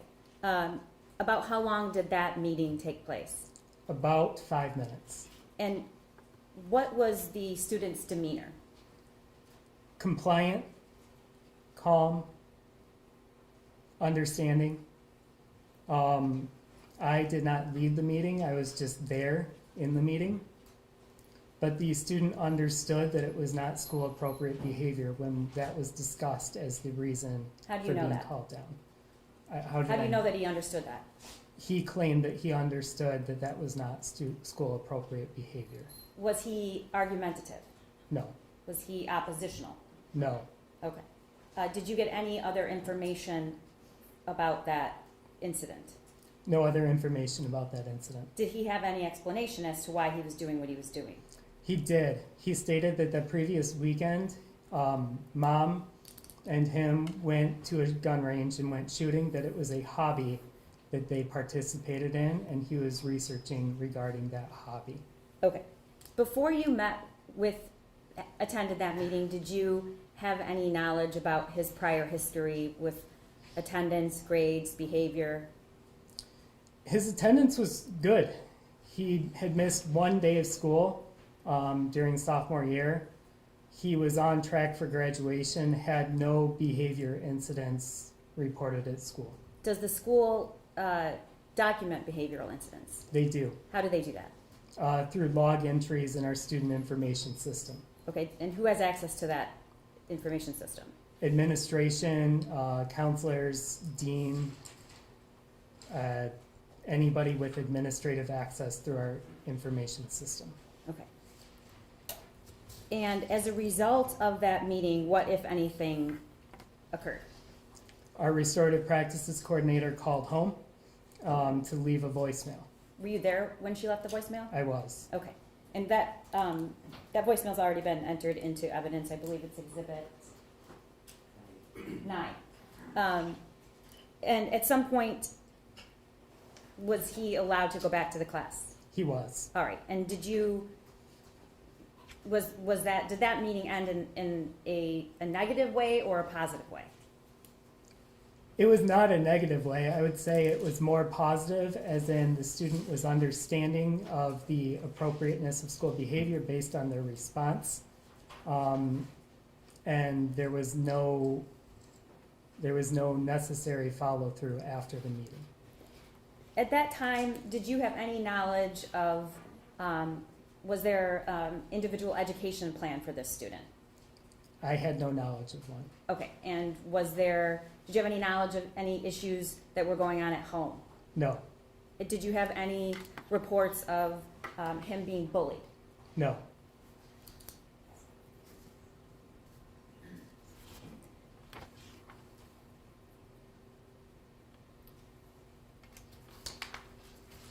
When was the next time you had any interaction with this student? The morning of November 30th. And how did that occur? I had received an email from a co-teacher in that English class stating that he was looking at a video on his phone. The video was of some sort of shooting. It was said in the email that it was not an actual event. When I met with the student, it was described as a video game. Okay, we'll get there in a moment. About what time was that email? That email was sent to me at 8:30. I saw it at 8:50. Okay, and anything else occur after that? Yes. Around the same time, the student had switched classes and was in his math class. That was when there was drawings done on his math assignment. When was the first time that you were alerted to this math assignment? Our dean of students came to my office around 9 a.m.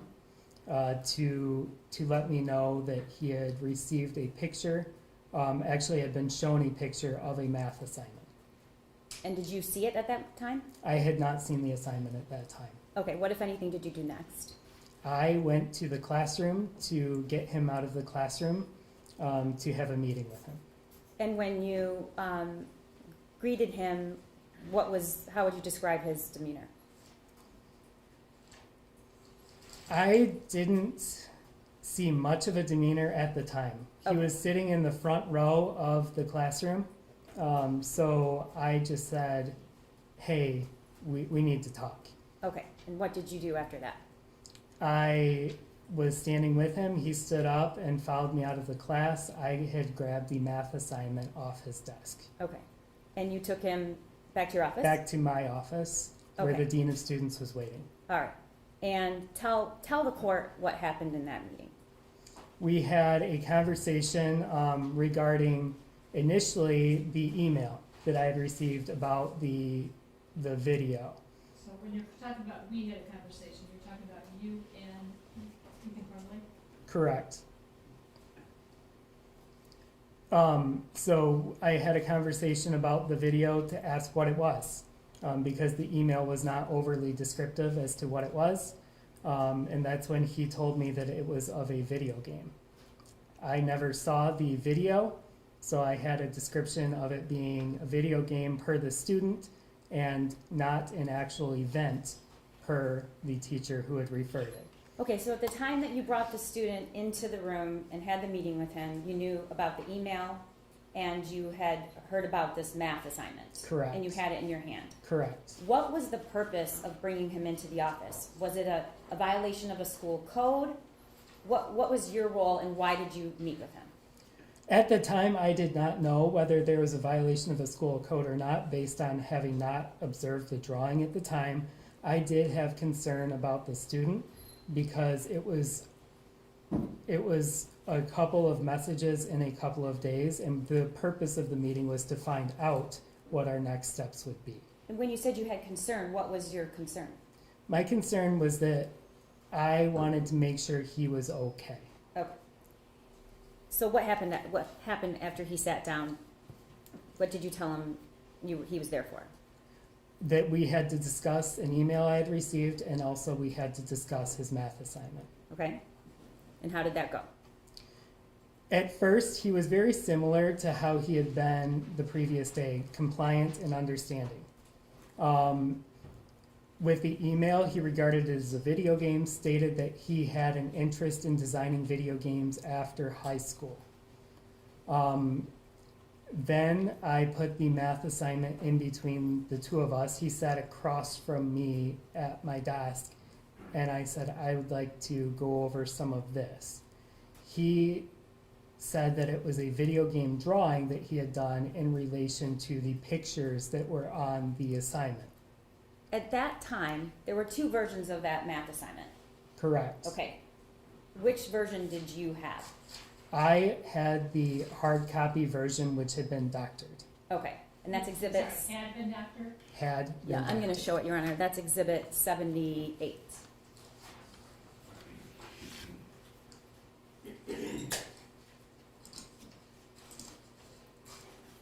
Mr. Hopkins, is this what you saw at that time of the meeting? Yes, Okay. And you asked him about this exhibit 78? I did. And what was his answer? His answer was initially that it was a drawing of a video game he wanted to design. I then asked him to explain some of the words that had been written on the drawing. Like what? One that I could read was "My life is useless," and so I wanted to ask, what does this mean? This does not sound like a video game. Okay. And what did he say? His demeanor then changed. He became sad. And when you say he became sad, what did that look like? Why do you think he was sad? He started pausing more in his speech. He then described some things that had happened recently in his life. What were those things? He talked about how a family dog had died. He talked about that he had lost a grandparent, that COVID had been incredibly difficult for him, that being out of school the previous year had been difficult for those virtual days. He talked about a friend who had left, that wasn't able to attend school anymore, had moved. And he talked about an argument about grades a previous night with parents, With what? with his parents. Okay. What did you do next?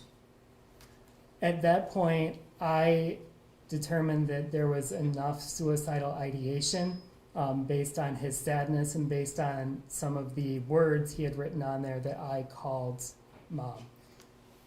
When did you see the other version of this worksheet, the original, which is Exhibit 7? Can you put that up on the screen? The original was forwarded to me in an email, and I saw it approximately 20 minutes later, Okay, was it, 20 minutes later? after seeing the original. was it before you called parents or after? I don't remember. Okay. Let's talk, you said you were concerned about suicide ideation. I was. Okay. Can you tell the court what you consider and what you've learned in your field is suicide ideation? Suicidal ideation are thoughts, patterns, behaviors, feelings associated with suicide. Sadness, depression, negative self-talk, all of those themes that we see associated with suicide. Is that the same thing as active? It is not. Actively suicidal? It What is is the not. difference? Actively suicidal would contain a plan, a method, a date, action statements, something that he could take action on. And how do you determine if it's ideation versus being actively suicidal? Some of it is taking the information that you have in front of you. I also asked Ethan if he was a threat to himself or others. So is this part of, you did a risk assessment? Correct. Okay, what is a risk assessment? A risk assessment is looking to gain information on how the person in front of you is and what level of either suicide risk or self-harm risk they may display. I know this social emotional duty is part of your job, but how often are you encountering a student that is either has suicidal ideation or actively suicidal? As it has become much more frequent, especially in the past year. This year on my caseload, I've had 3 students make attempts. You've had what? I've had 3 students make attempts. Okay. And did that occur, did you speak with, did Emily, similar assessments with those students, or you found out after? It's been different for each one. One I did have a very similar assessment. Okay. Sir, can you do me a favor, move a little bit closer, your voice is kind of trailing at the end, so I'm missing. It does trail at the end. All right. How many of these check-ins, like the one you did with this student, are you doing? Is this a frequent thing? Is this abnormal? Is it unusual? It's becoming more common lately. I would state that it happens minimal, once or twice per month, in just a normal school year. All right. And every one of those meetings, do you end up calling parents? I do. And what triggers a call to a parent? When the student is a minor, Yes. when I have concerns about, that's my statement, when Oh. the student is a minor. When I have concerns that there needs to be follow-up mental health support for a student. When I have concerns that the student may potentially become suicidal. Okay. So at some point you said you did call a parent. And I did. Who did you call? I called Mom. Why did you call Mom? I always give students the choice of who they would like me to call. The student stated that Mom would be easier to get a hold of. What was his reaction or demeanor about you calling a parent? He was very muted at that point. What do you- Almost, I would describe it as like resigned to the fact that I was going to call home. Did he object? No, Did he ask you not to? no. Okay. Did you get a hold of Mom? I left a voicemail with Mom. And did she call you back? She did eventually. In between the call back, I also called Dad. I don't know whether the phone was answered or not. It was empty air when I Okay. called. You did eventually speak to Mom. I did. And when you spoke to her, was Ethan in the room? He was. Was the phone on speaker, or was it just you talking? I put the phone on speaker. Okay. And what did, by the way, do you see her anywhere in the courtroom today? I haven't looked. Could you look, please? Do you see, it's Jennifer Crumbley, correct? Do you see her in the Correct. courtroom today? Correct. Can you describe what she's wearing? I can just see her face. She has a gray mask, glasses. All right, Your Honor. You might have to step aside a little bit. Can you describe an article of clothing that she's wearing? Can I stand? Sure. Sure. Gray stripes with white stripes on the shirt. May the record reflect he's properly identified. Okay, thank you. What did Jennifer Crumbley say on speakerphone? She wanted to talk to Ethan and ask what was going on. He gave a response of, I don't know, was kind of his response. What did you tell Mom? I stated that I was concerned about Ethan based on some of the time I'd had speaking with him and based on the assignment and information I had. I then sent a photo of exhibit, is it 78? The second version? The second, Yes. the second version to Mom. Okay. And did Mom eventually have exhibit 7? Yes, that was forwarded in an email. Okay. And what did you ask Mom to do, if anything? I asked her to please come to the school. And what did she say? She stated that she was at work and that she would try and get in touch with the dad. Okay. And then what was your response? I stated that I had tried calling dad and was unable to get a hold of him. And what happened next? We ended the phone call with her attempting to get a hold of dad. And eventually, did you have another conversation with I Jennifer did. Crumbley? I did. She called one more time to state that she was also unable to get a hold of dad, that she would be there, but it would be approximately a half hour. Okay. So, was it your impression that she wanted dad to come because she couldn't come, or that she wanted both of them to come? What did she say? My impression was that she was hoping that dad would be able to come because she wouldn't be able to come. Okay. But eventually, she said she was coming. Correct. Okay. And who eventually showed up at the school? Both Mom and dad. How long approximately did that take? Do you know what time that they? That they arrived? Yes. It was, I believe, around 10:30. Okay. So you, in the meantime, where was Ethan? He was with me. I didn't want to leave him alone. Okay. What were you doing? We had further conversations about some plans for him after high school. Typically, when a student is waiting for parents to arrive, it's a nerve-wracking time for the student, and I don't want them to be focused on that moment if I can help it. Backing up just a little bit about the risk assessment. When did you conduct that with Ethan? It was prior to calling Mom. And what kinds of things did you ask him? I asked him if he was a threat to himself or others. And his statement back to me was, I can see why this looks bad. I'm not going to do anything. I then asked him to describe some of the words and pictures that he had written on the sheets. And what did he say? He stated that the pictures were a video game, but when I asked him to go deeper into the words, he continued to display the sadness that we had discussed earlier of the friend not being able to attend school, dog dying, a grandparent dying. Did you, when he said, I can see how this looks bad, I'm not going to do anything, did you stop there or did you ask him any more questions? I asked him specific questions about what he had written. I did Okay. not ask any further questions about a plan Okay. And why not? because he stated that he was not a threat to himself or others. Okay. When Mom and Dad arrived, let's back up. How many times approximately a year do you have a situation where you're concerned about a student's mental health and their safety and you call parents in? 12 to 15 per year. Okay. And can you tell the court what happened when they arrived? Did you go get them or did somebody else?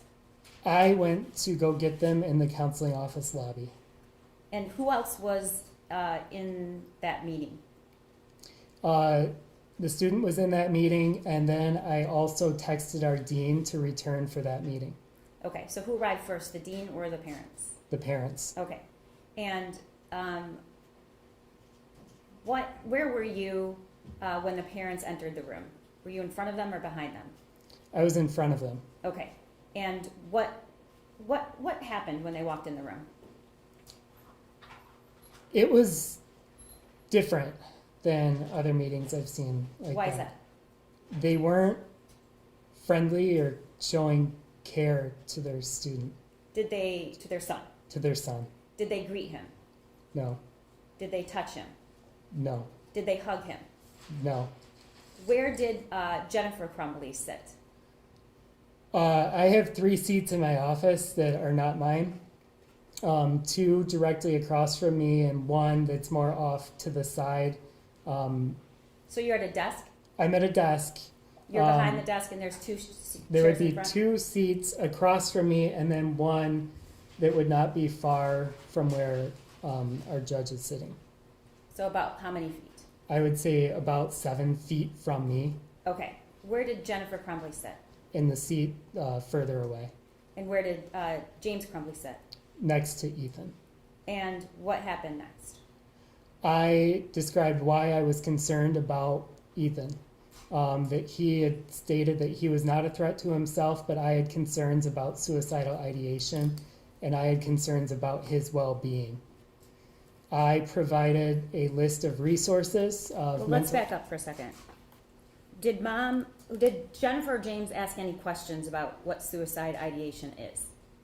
Not to my memory. Okay. Did they ask any questions at all before you talked about any mental health services? Not to my memory. Okay. Did you ask them for any input or did you ask them any questions? Not at that point. Okay. So what happened? So I provided a list of resources of mental health supports and stated that though Ethan doesn't, though he states he's not a threat, that I am concerned about his well-being and that I am concerned that he needs somebody to talk to for mental health support. And did you tell either one of them when that should occur? I said as soon as possible, today if possible. And what was the response? That today was not an option because they had to return to work. My response Just was... slow down for a second. Did both of them say that? Did one of them say that? Mom said that. Okay. And her exact words were what? Today is not possible. We have to return to work. And what did James Crumbley say? I don't remember anything being said by him about it. Did he say that he had to return to work? Objection, Your Honor. The witness stated he doesn't know what James says. Well, I'll rephrase. With regard to not being able to take Ethan that day, did James Crumbley ever say anything or object to what Jennifer Crumbley said? He did not object to anything that Mom said. Okay. And so, has that ever happened before? Objection. Relevance. It's relevancy. The relevancy is, I have to show that defendants were grossly negligent and did not have ordinary care or apply ordinary care. And whether or not this professional who has at least 12 to 13 meetings a year like this and asks parents to take this child, their son, for treatment or take them home, I think it's absolutely reasonable because my standard is an ordinary care. Overruled, go ahead. In any of your meetings, when you call parents because you have that kind of concern, have you ever had anybody say no? I have never had parents arrive to the school and not take their student home. If you tell them they need to. Correct. Okay. So what did you do? I was a little bit taken aback by that. When parents stated that they could not take their student home that day, my statement was, I want him seen within 48 hours. I'll be following up. Okay. Did you ask them to take him home or did you ask them to take him to get... I asked them to take him to get therapy. Okay. And what was the response when you said follow up? you were gonna follow up and it needed to happen in 48 hours? I would describe it as compliant of, okay, I didn't have a reason to believe it wouldn't happen.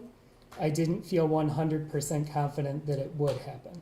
And what was your primary concern at that moment? My primary concern was that Ethan would not be alone.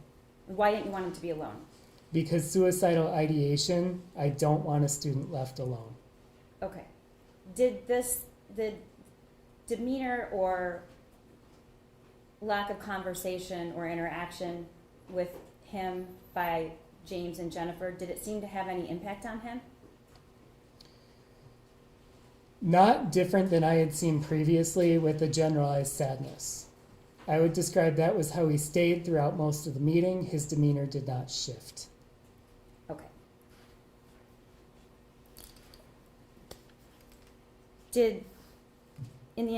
How long did the meeting last? Less than 15 minutes. In the entire meeting, did Jennifer Crumbley say anything to her son?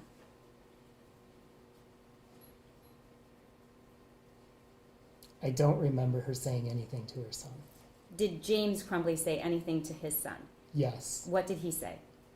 He was looking at the math assignment with his son and going over that you have people you can talk to. You have your counselor you can talk to. We talk. You have your journal.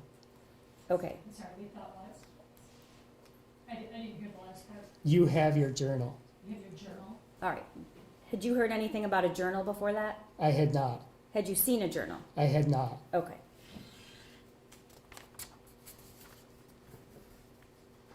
What was the last thing? How did the meeting end? Abruptly. I was asked by Mom, are we done? Because at that point, the student had wanted to return to class. Parents had described that virtual learning was incredibly difficult for their son. And I then asked our dean if there was any disciplinary reason why a student could not return to class. And what was his response? No. Okay. And Jennifer Crumbley stated before that conversation or after, I believe it was after that conversation. Are we done? are we done? And what did you say? I guess so. And was Ethan present for that? Yes. Okay. So what did you do? I then wrote Ethan a pass back to class, and I told him, I just want you to know I care about you. I can't hear you. I told him, I just want you to know I care about you. And why did you say that to him? Because I care about my students, and I cared about him in that moment particularly because I thought it was a really rough situation to be showing signs of needing help, of needing support, and it felt like he got the opposite when I tried to get him that help and support. Did he ever cry? No. Did, when he got up and you said that to him, did he say goodbye to his parents? Did his parents say goodbye to him? I don't remember them saying goodbye to him, no. Did anybody hug him? No. Touch him? No. Did he say anything back to you when you said, I just want you to know I care about you? No. Okay. At some point then, did mom and dad leave right after, or did they stay and ask questions when he wasn't there? There was about a minute of them just gathering things and going, but nothing. Did you said you gave them something. I provided a list of resources, of mental health resources in the community that they took with them. Okay. Once he returned to class and once the meeting was over, what did you do, if anything, regarding Ethan after that? I wanted him to not be alone. So I checked to make sure that he was being marked present for his classes. How many classes after that? Until He the event? returned to his 3rd hour class. He went to his 4th hour class to lunch, finished his 4th hour class. And how do you check to make sure he's there? I get alerts for his attendance when teachers submit attendance. Okay. Why did you check? Because I wanted to make sure he was never alone. And what was your plan if that horrible event hadn't occurred? I was going to follow up with him the next morning to make sure that there was follow-up on his mental health support. Okay.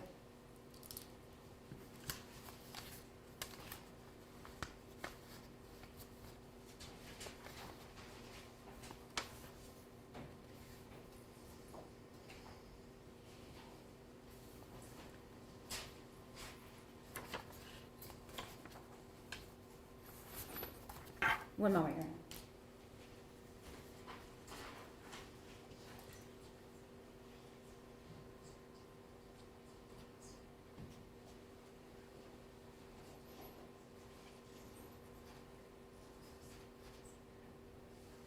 Nothing further, Your Honor.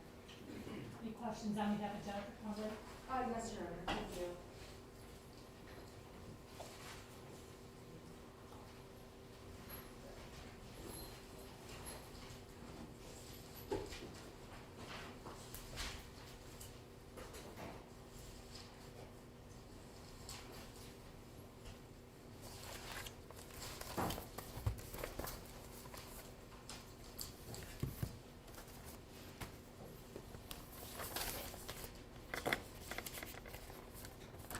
Good afternoon.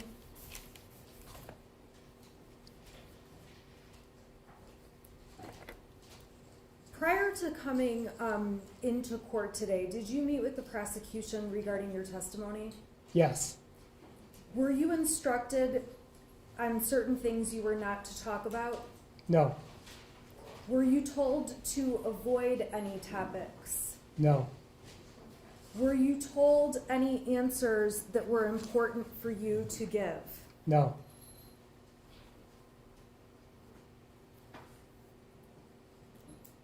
I want to go back to November 29th. That was the day before the school shooting. On that day, you said you received notice from an English teacher that Ethan was looking at bullets in class. Is that correct? I was forwarded an email about that. And that email was from who? That email was from Jacqueline Kubina. So Jacqueline Kubina told you that Ethan was looking at bullets in class, correct? The email stated that, yes. And with that, you spoke with Ethan about the bullets?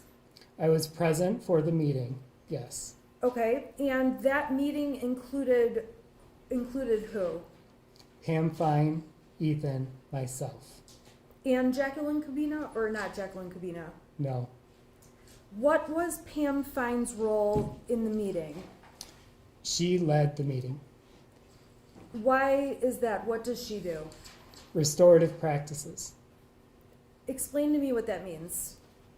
She is our anti-bullying coordinator, and she is a district-wide restorative practices is helping students resolve conflict and to help them maintain their time in the classroom appropriately.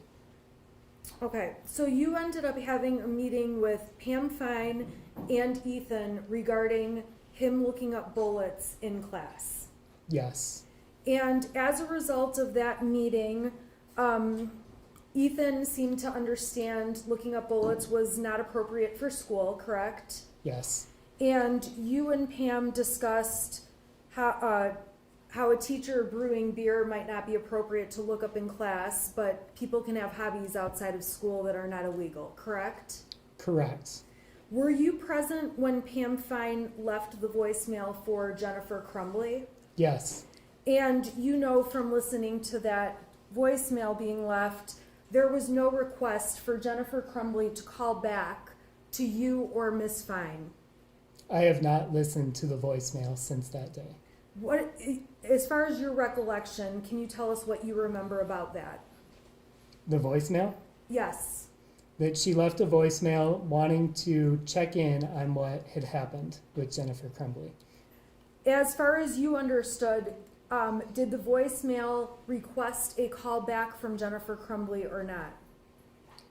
I do not know whether it did or not. If it did not, I would not find that unusual Why is that? because it was not a discipline issue.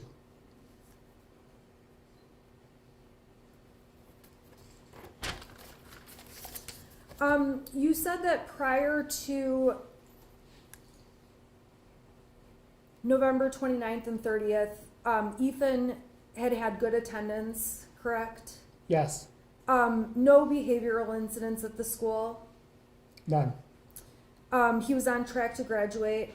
Yes, You had no reason to believe there was anything wrong with Ethan prior to your dealings with him on the 29th and 30th, aside from when he was sad when his dog died.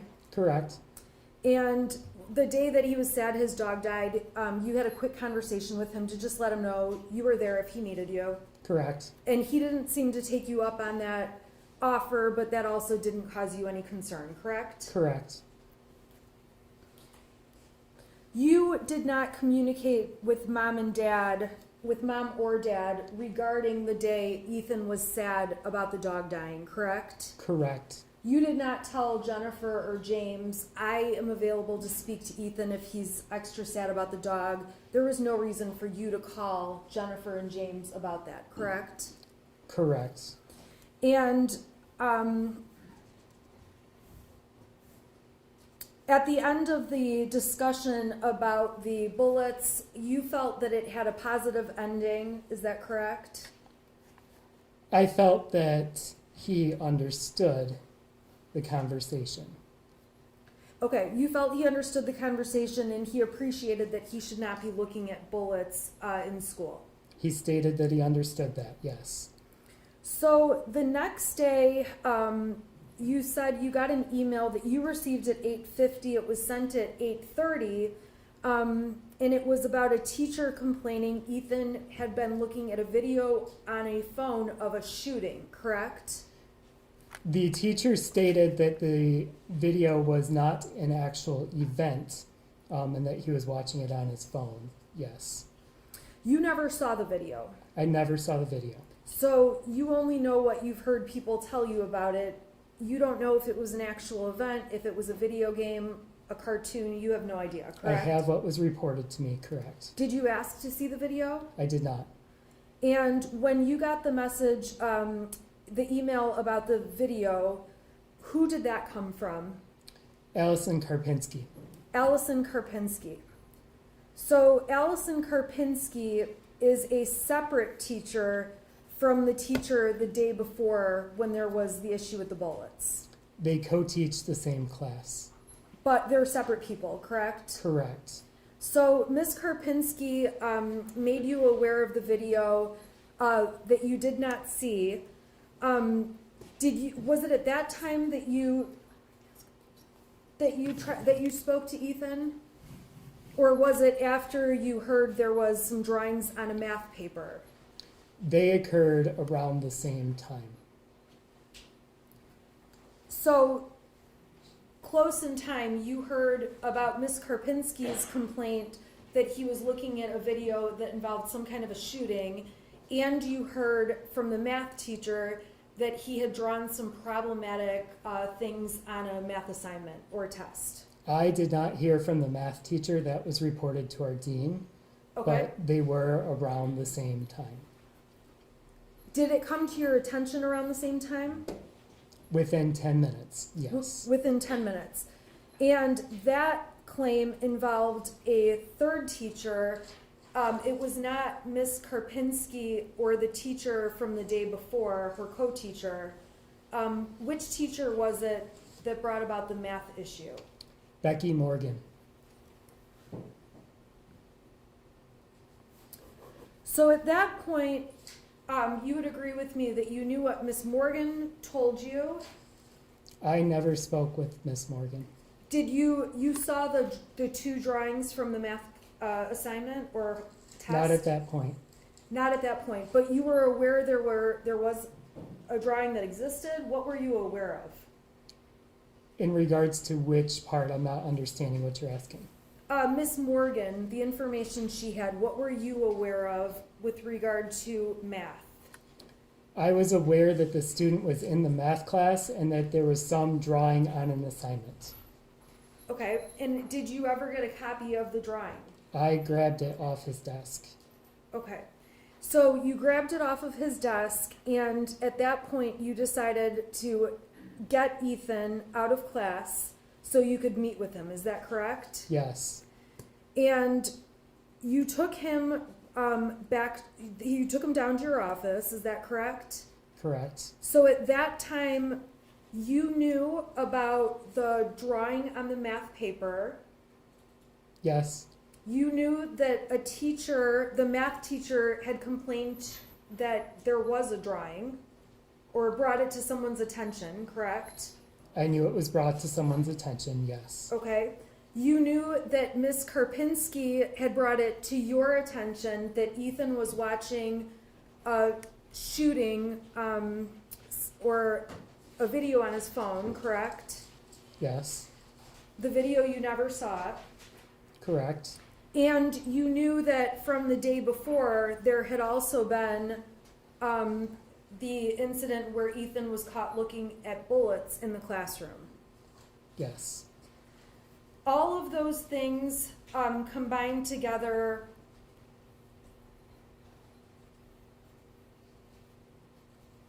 you were obviously concerned about Ethan and wanted to speak with him, correct?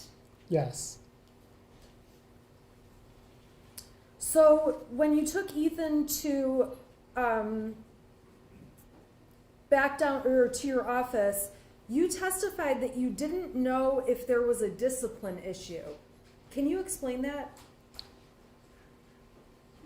the items on the surface do not necessitate discipline.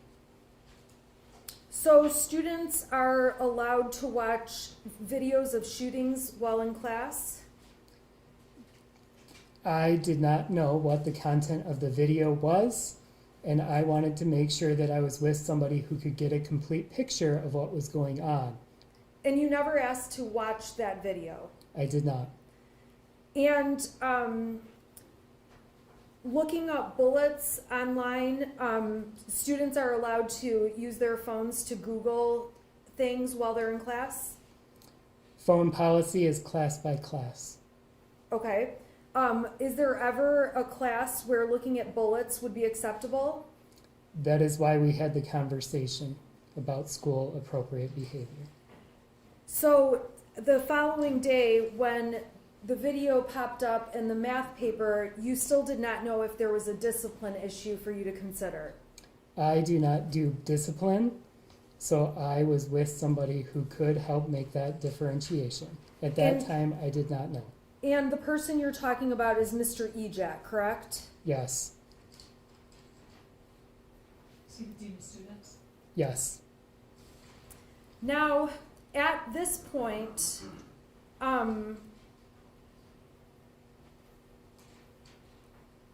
you said your main concern was to make sure Ethan was okay. Is that correct? At what time? At the time that you were aware of these incidents and you brought Ethan down to your office, you were concerned that you wanted to make sure he was okay. Yes. Okay, explain, tell me about this assessment, the suicide assessment. I don't know anything about it. Is that a tool you've been trained to use? Where did it come from? Tell me about how that works. It's a compound question, so if you could just take one at a time. Sustained rephrase. Can you tell me how it works? How the suicide assessment works? Yes. It's a series of questions to gain information from the student. And the series of questions, is it written out on a form? No, Where does the series of questions come from? through training. What kind of training? I have a master's in counseling. Are there specific questions you ask? Yes, Is there a protocol that there are specific questions that must be asked? the question that must be asked is, are you a threat to yourself or others? And when you ask the question, are you a threat to yourself or others, you take the answer they give as true? I am not a mind reader. So in this case, you took the answer as true. Yes.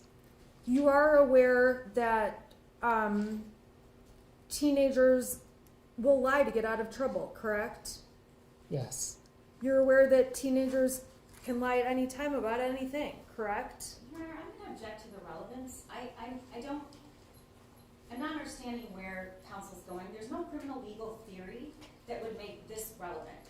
Particularly if I'm not sure, it seems she's making an argument that if her clients are guilty, that Mr. Hopkins might be too, but they weren't similarly situated. And so I don't know how, whether a teenager lies is relevant to this, in this proceeding. What's the relevancy? It goes to his state of mind in terms of what happens next and his steps to meet with Jennifer and James. Because he's using the answers that he's given from Ethan to make decisions about what to do next. I'm gonna allow you to answer the question, go ahead. Can you repeat the question, please? So my question was, you are aware that teenagers can lie? Yes. And when you ask them a question like, are you a threat to yourself or anyone else, you have no way to know whether the answer you're getting is actually true, correct? That is true, correct.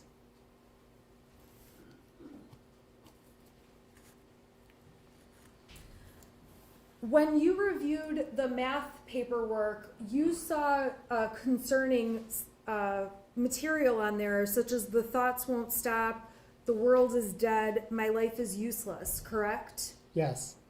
And did you ask Ethan about each of those statements? Yes. What was his explanation about those statements? That was when he started getting into his reasons for being sad. Okay. And you believed that he was also working on some kind of, or planning to be a video game designer, is that correct? He stated that, yes. And you would agree with me, though, that video game design doesn't explain these sad thoughts and my life is useless, the world is dead, correct? Yes.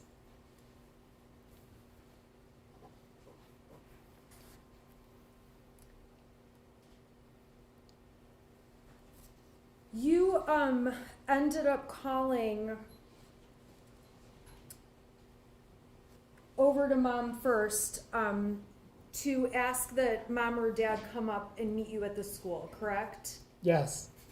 And Mom, you understand Mom works about an hour away from the school? Okay. Do you know that, or if you don't know that, that's okay? She stated that she worked in West Bloomfield. Okay. And are you aware that Dad was working locally as a DoorDash driver in the Lake Orion vicinity? I was not aware at that time. Okay. So Mom originally was going to send Dad, but in the end, both Mom and Dad ended up coming to the school, correct? Yes. And when Mom and Dad came into the school, you had a conversation with them about what we see here written on this math work, correct? Yes. And you talked to them about the video that Ethan was caught watching? Yes. And you told the parents that you had done an assessment to determine if he was a threat to himself or others, correct? I told the parent that I believed he was a threat to himself in spite of his statement. You believed he was a threat to himself despite his statement. Yes. And you say that Jennifer and James wanted to leave him in school. Isn't it true that you gave them the option to take him home? Absolutely not. I'm sorry, say that again? That I gave them the option? To stay in school or go home? I did not provide options. I provided the recommendation that he gets help as soon as possible today, if possible. Okay. If you thought it was inappropriate for Ethan to stay in school that day, you could have said he has to leave, correct? I could have stated that, correct. There are kids who get in trouble for things and get sent home, and they have to leave the school and go home, correct? When discipline is involved, correct. There are kids who vomit at school and have a temperature, and when that happens, they have to Your Honor, leave Your Honor, school. how is vomiting in school relevant to the gross negligence of Jennifer and James Crumbley? I'm showing that there are circumstances, and I'll certainly stipulate there's circumstances where kids circumstances go home from school sick. where this witness is testifying that he didn't give an option, he didn't have an option and that this child stayed in school.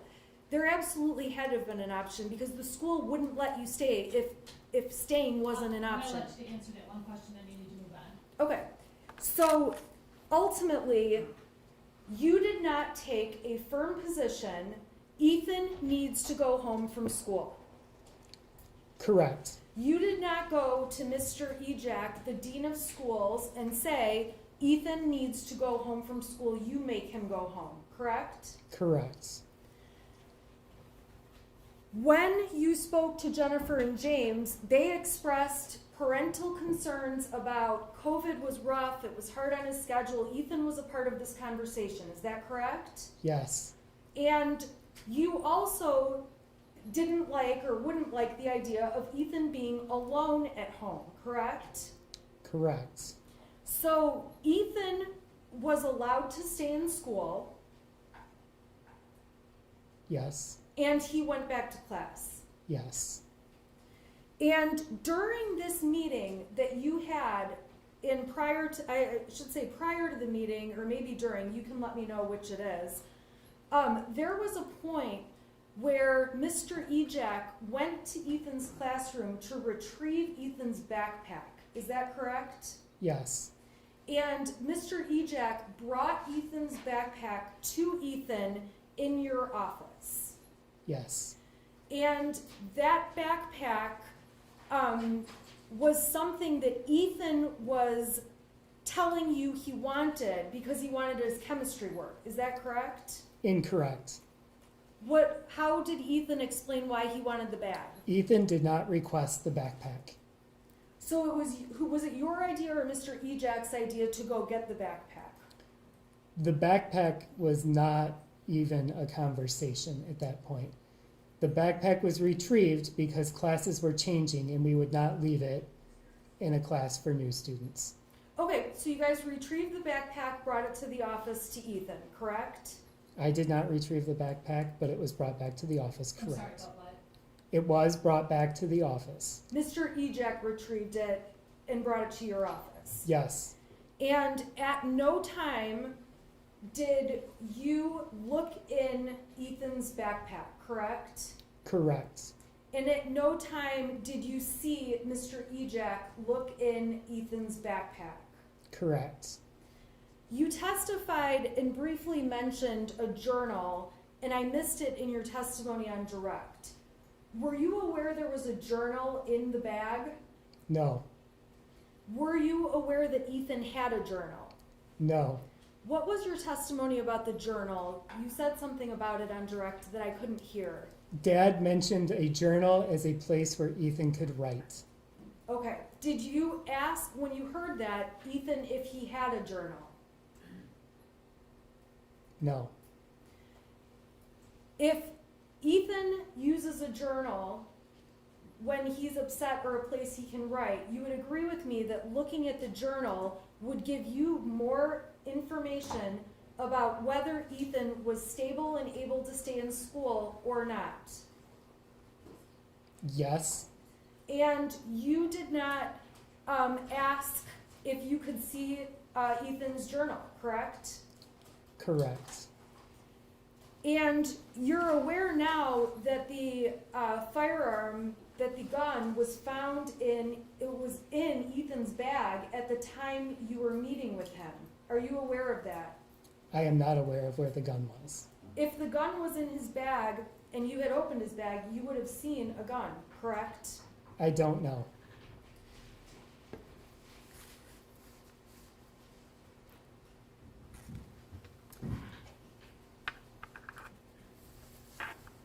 Did you make any effort to go through, to find out what Ethan did have in the bag?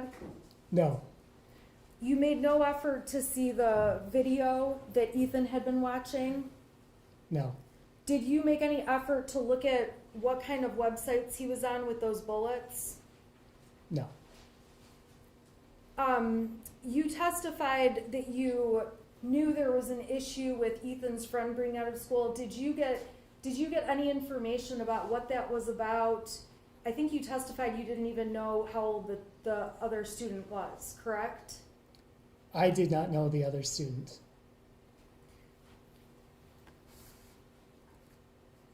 In terms of collecting information, we can agree there's a lot of information you did not ask about or collect.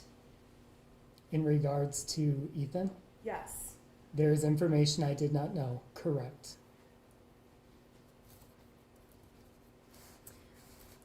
You understand that you are a mandatory reporter, correct? Correct. What does that mean? It means that I am alerting people who are in charge of the student of what needs to happen, and that in the event of abuse or neglect, I'm alerting Child Protective Services. You're aware that if you have a reasonable suspicion a child is being abused or neglected, you must report it to Child Protective Services within a certain amount of time. Correct. In this circumstance, after everything you describe about mom and dad, you did not file a 3200 form with Child Protective Services alleging that there was a suspicion mom and dad weren't getting him proper medical attention. I did not. Failing to get a child proper medical attention, even psychological attention, is grounds for you to file a 3200 form with CPS, correct? Correct. And in this case, you did not see any reason to file one and did not file it. Correct. And when you talked to the parents, you told the parents you had done your assessment and Ethan was not a threat to himself, or I'm sorry, to other students, correct? I stated that he was a threat to himself. And you said it would be fine for him to get into counseling. You wanted it within 48 hours, correct? I stated I wanted it as soon as possible, today if possible. When today became not an option, I said 48 hours. And again, we agree, you allowed Ethan to go back to class, and your intention was to check up on him in 48 hours to see that he had been put into therapy. My intention was to check up on him in the morning to make sure that process was taking place. Council, how much more do you have? I've got quite a bit more because I have to go through his We're interview gonna still. break for lunch right now. We're gonna come back at 1:15. 1:15, Judge. 1:15, Thank we'll you. resume possibly. Is it okay if we leave things in the courtroom? And you won't be able to get in. Okay, thank you.